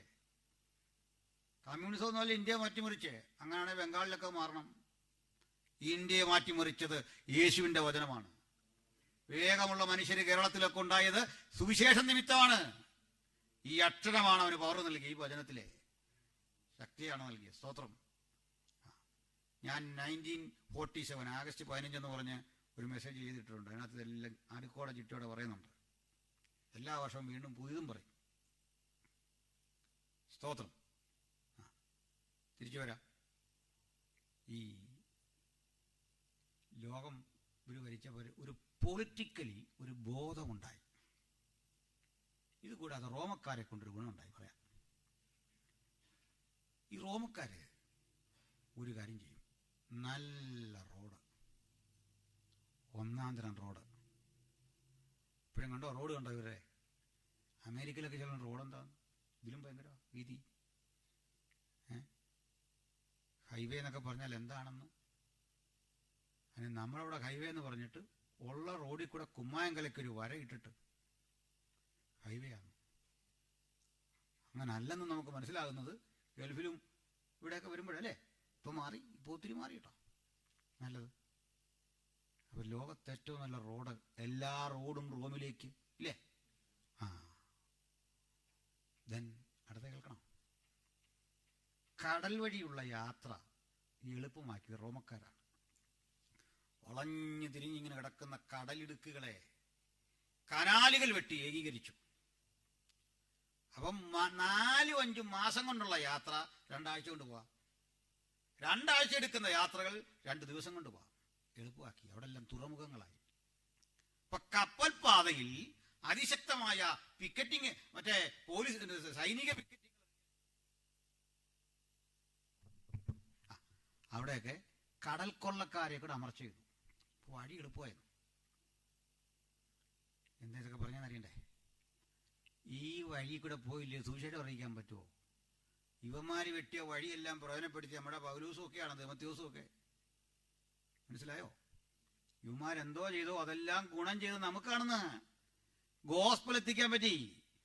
അതിലെ റോമർക്കും കൊരിന്ത്യർക്കും ഒക്കെ എഴുതുമ്പോൾ പറയാ, നിങ്ങളുടെ വിശ്വാസം മുഴു ലോകത്തിലും പ്രസിദ്ധമായിരിക്കുന്നു. നിങ്ങളുടെ ലേഖനം കൊണ്ട് ലവോദിക്കയെ കൊടുക്കണം, ലവോദിക്ക എന്നുള്ള നിങ്ങളും വായിക്കണം. ഈ വഴി ലോകത്തെ ഒറ്റക്കെട്ടാക്കി. ഇതാണ് പൊളിറ്റിക്കലി പ്രിപ്പയർഡ് ആയിരുന്നു ഗോസ്പൽ എക്സ്പാൻഡ് ചെയ്യാൻ പാകത്തിന്. അതാ കാലസമ്പൂർണത. മനസ്സിലായോ? ഒരു പോയിന്റ്. അടുത്ത ഇതിലും പ്രധാനപ്പെട്ട ഒരു കാര്യമുണ്ട്. ഇങ്ങനെ വഴി ഉണ്ടായ പോരാ, ഭാഷ. ലോകം അന്ന് ഗ്രീക്കുകാരുടെ കാലത്ത് ഒരു ഭാഷയ്ക്ക് കീഴിൽ അമർന്നു. അതാ Greek. Greek. In ancient time, Greek was the lingua franca of the ancient world. പൗരാണിക ലോകത്തിലെ ലിംഗ്വാ ഫ്രാങ്ക. എന്താ ലിംഗ്വാ ഫ്രാങ്ക? ഇന്ന് ഇംഗ്ലീഷ് പോലെയാണ് അന്ന് ഗ്രീക്ക് എന്ന് എല്ലാവർക്കും അറിയാവുന്ന ഭാഷ. ഓക്കെ. അപ്പൊ ഈ ഭാഷ പ്രസംഗിച്ചാൽ മതി. മനസ്സിലായോ? ഈ ഭാഷയിൽ പ്രസംഗിച്ചാൽ എല്ലാവർക്കും മനസ്സിലാവുന്നു ഗ്രീക്ക് ഇന്ന് ഇംഗ്ലീഷ് പോലെയാണെന്ന്. അല്ല, അന്യഭാഷ എന്ന് പറഞ്ഞാൽ സുവിശേഷം അറിയിക്കാനുള്ള ഒരു ഭാഷയല്ലെന്ന്. കാരണം ഗ്രീക്ക് അറിയാവുന്ന എല്ലായിടത്തും. ചില ആൾ പറയുന്നത് അന്യഭാഷ എന്ന് പറഞ്ഞു കഴിഞ്ഞാൽ സുവിശേഷം അറിയിക്കാൻ അന്നേരം കിട്ടിയൊരു ഭാഷയാണ്. No, never. എന്താ തെളിവ്? ഓർത്തപ്പോ പറയാം, ഉപദേശം കൂടെ പഠിച്ചു നോക്കൂ. അന്യഭാഷ എന്താന്നാ ബൈബിൾ പറയുന്നേ? അന്യഭാഷയിൽ സംസാരിക്കുന്നവൻ ഉപദേശമായിട്ട് ഞാൻ അല്പോളം നിർത്തി പറയാം, എന്നിട്ട് നമുക്ക് ബാക്കി നാളെ ചിന്തിക്കാം. ശ്രദ്ധിച്ചേ, അന്യഭാഷയിൽ സംസാരിച്ചപ്പോൾ അപ്പോസ്തല പ്രവൃത്തി എല്ലാവർക്കും മനസ്സിലായില്ലേ? മനസ്സിലായോ? എല്ലാവർക്കും മനസ്സിലായില്ല. മനസ്സിലാകാത്തവൻ പറഞ്ഞു മാരി വെള്ളം അടിച്ചെന്നു. മനസ്സിലായവൻ പറഞ്ഞു അയ്യോ ഇവർ ദൈവത്തിന്റെ വൻകാര്യങ്ങൾ സംസാരിക്കുന്നു. പിടിയോ? അന്ന് 10-18 ഭാഷക്കാരവിടെ ഉണ്ട്. ചിലർക്ക് ഇതങ്ങ് മനസ്സിലായി, ചിലർ പറഞ്ഞു പിടികിട്ടുന്നില്ല. Acts of the apostle chapter 2 മാത്രമേ അന്യഭാഷ പറഞ്ഞത് മനസ്സിലായിട്ടുള്ളൂ. റെസ്റ്റ് ഓഫ് ദ ബൈബിളിൽ യു കനോട്ട് സീ. എന്താ കാര്യം? കൊർന്നല്യോസിന്റെ വീട്ടിൽ അന്യഭാഷയെ സംസാരിച്ചു എല്ലാവരും. അവിടെ ഉണ്ടായതല്ലോ. അത് മാത്രമല്ല, അവിടെ പറയുന്ന ഒരു കാര്യം ഇവിടെ ഇല്ല. അഗ്നിജാല പോലെ പിളർന്നിരിക്കുന്ന നാവുകൾ പ്രത്യക്ഷമായില്ല, ഓരോരുത്തന്റെ മീതെ പതിഞ്ഞില്ല, വലിയൊരു ശബ്ദം ഉണ്ടായില്ല. ഉണ്ടായോ? ഇല്ല. അതിന്റെ അർത്ഥം ബൈബിളിലെ ഇൻസിഡൻസ് ആവർത്തിക്കാറില്ല, ആവർത്തിക്കണമെന്നില്ല. കോപ്പി ബുക്ക് ശൈലിയിൽ അവിടെ കണ്ടതെന്തോ അതേപോലെ ഇവിടെ, ഇതേപോലെ അവിടെ. അങ്ങനെയല്ല. ത്രെഡ് കറക്റ്റാ, സൈനുകൾ വ്യത്യാസമാണ്. മനസ്സിലായോ? വ്യക്തതാണോ? മനസ്സിലായോ? നമ്മുടെ പാട്ട് തന്നെ ഓർത്ത് അഗ്നിജ്വാല പോലെ വരിയിലെന്നങ്ങനെ കഴിഞ്ഞു വരുന്നത്. തീ പോലെ ഇറങ്ങണമേ, പാമ്പ് പോലെ ഇടണമേന്നൊക്കെ ഇപ്പൊ പറഞ്ഞു കഴിഞ്ഞാൽ വരിയല്ല, കഴിഞ്ഞുപോയി. മനസ്സിലായോ? ഒരു തവണയും കണ്ടുള്ള അങ്ങനെ. പിന്നെ എവിടെ നമ്മൾ നോക്കിയാലും മനസ്സിലാകുന്നത് ഇങ്ങനെ കൊടിയ മുഴക്കമില്ല. നിങ്ങളെല്ലാം അന്യഭാഷ പ്രാപിച്ചോരാ, ഈ കൊടിയ മുഴക്കം നിങ്ങളെല്ലാം കേട്ടോ. അഗ്നിജാല പോലെ പിളർന്നിരിക്കുന്ന നാവ് വന്നോ? പക്ഷെ അന്യഭാഷ കിട്ടിയില്ലേ? മനസ്സിലായോ? സെയിം ആ സിറ്റീസ് എടുത്ത് ഇങ്ങോട്ട് വെക്കുന്ന പണിയല്ലെന്ന്, വ്യത്യസ്തമാണ്. ഇനി അതവിടെ നിൽക്കട്ടെ. ഇതിനെ മൊത്തത്തിൽ പറയാ, അനുഭവങ്ങളാക്കണ്ടേ അവരുടെ, സംശയമൊന്നുമില്ല. അനുഭവം പക്ഷേ ഡോക്ടറിനല്ല. അനുഭവം നല്ലതാ, അനുഭവം ഇല്ല പിന്നെ കാര്യമുണ്ടോ? ക്രിസ്തീയ ആസ്വദിക്കാനുള്ളതാ. അനുഭവം ഡോക്ടറിനല്ല, ഉപദേശമല്ല. ഉപദേശം ഇവിടെ എഴുതിയിരിക്കുന്ന അറിയണ്ടേ? ഞങ്ങളെന്ത് ചെയ്തു അത് ഉപദേശമല്ല, നിങ്ങളെന്ത് ചെയ്യണം അത് ഉപദേശം. പിടികിട്ടിയോ? പിടികിട്ടിയോ? You have to do. ഇതാണ് ഉപദേശം. കൊരിന്ത്യ ലേഖനത്തിൽ ഉപദേശമാണ് പറഞ്ഞത്, എങ്ങനെ കൈകാര്യം ചെയ്യണം, ഡിസിപ്ലിൻഡ് ആയിട്ട് ചെയ്യുന്ന കാര്യം പറഞ്ഞിരിക്കുക. അപ്പോസ്തല പ്രവൃത്തി 1 കൊരിന്ത്യർ 14:1 കൊണ്ട് വായിച്ചു വരുമ്പോൾ, 2 പോലും വായിച്ചു വരുമ്പോൾ പറയാണ് എല്ലാവരും വാഞ്ചിക്കണം എന്നൊക്കെ പറഞ്ഞിട്ട്. അന്യഭാഷയിൽ സംസാരിക്കുന്നവൻ എന്താ അടുത്തത്? മനുഷ്യരോടല്ല, ദൈവത്തോടത്രേ. മനസ്സിലായോ? മനസ്സിലായെന്ന് ഞാൻ ചോദിച്ചത്. ഞാനിപ്പോൾ ഇങ്ങനെ കേട്ടിട്ട് പാസ്റ്റർ പറയുന്നത് എനിക്ക് മനസ്സിലാകുന്നില്ലെന്ന് വെച്ചു. ഒരു തെറ്റും വേണ്ട. എന്താ കാര്യം? പാസ്റ്റർ എന്നോടാണോ പറഞ്ഞേ? ആണോ? അതിനെഴുതിക്കര മനുഷ്യരോടല്ലെന്ന്, ദൈവത്തോടത്രേ. ആരും തിരിച്ചറിയുന്നില്ലെന്ന്. ആരും തിരിച്ചറിയുന്നില്ലെങ്കിൽ പിന്നെ അച്ഛനെ തിരിച്ചറിയണമെന്ന് നിർബന്ധം. മനസ്സിലായില്ലേ? ആരും തിരിച്ചറിയുന്നില്ല, എനിക്ക് മാത്രം തിരിച്ചറിയണമെന്നുണ്ടോ? ഇല്ലെന്ന്. ആരും തിരിച്ചറിയുന്നില്ല, എങ്കിലും അവൻ ആത്മാവിൽ മർമ്മങ്ങളെ സംസാരിക്കുന്നു. പിടികിട്ടിയോ? അപ്പോൾ ഒരു വലിയ വിഷയം. വ്യാഖ്യാനി ഇല്ല ഞാൻ എന്ത് ചെയ്യണം? എന്ത് ചെയ്യണം? പറഞ്ഞോ ധൈര്യമായിട്ട്. തെറ്റിക്കുന്നവരുണ്ട്. അതിനാ വ്യാഖ്യാനി ഇല്ല ഞാൻ അന്യഭാഷക്കാരൻ എന്ത് ചെയ്യണം? പറഞ്ഞോ. സഭയിൽ മിണ്ടാതിരിക്കണമെന്നൊരു വാക്യം തന്നാൽ ഇപ്പൊ നിങ്ങൾക്ക് 1000 പൗണ്ട് ഞാൻ തരും. എൻ്റെ എത്ര ഉണ്ട് അതുകൊണ്ട് പറഞ്ഞ റെഡിയാ? റെഡി ക്യാഷായി. മിണ്ടാതിരിക്കണമെന്നൊരു വാക്യം ചില ചുറ്റിക്കുന്ന ഇവിടെ ബൈബിൾ അറിയില്ല, പാതി ഗ്രഹിച്ചു വെച്ചിട്ട് അതാണ് ശരി എന്ന് പറഞ്ഞ് ഉപദേശം സ്ഥാപിക്കാൻ വരും. മിണ്ടാതിരിക്കണമെന്നല്ല വാക്യോടെ ഞാൻ പറഞ്ഞേക്കാം. 14:28 എടുത്തേ. ഫസ്റ്റ് കൊരിന്ത്യർ ചാപ്റ്റർ 14:28 വായിച്ചേ.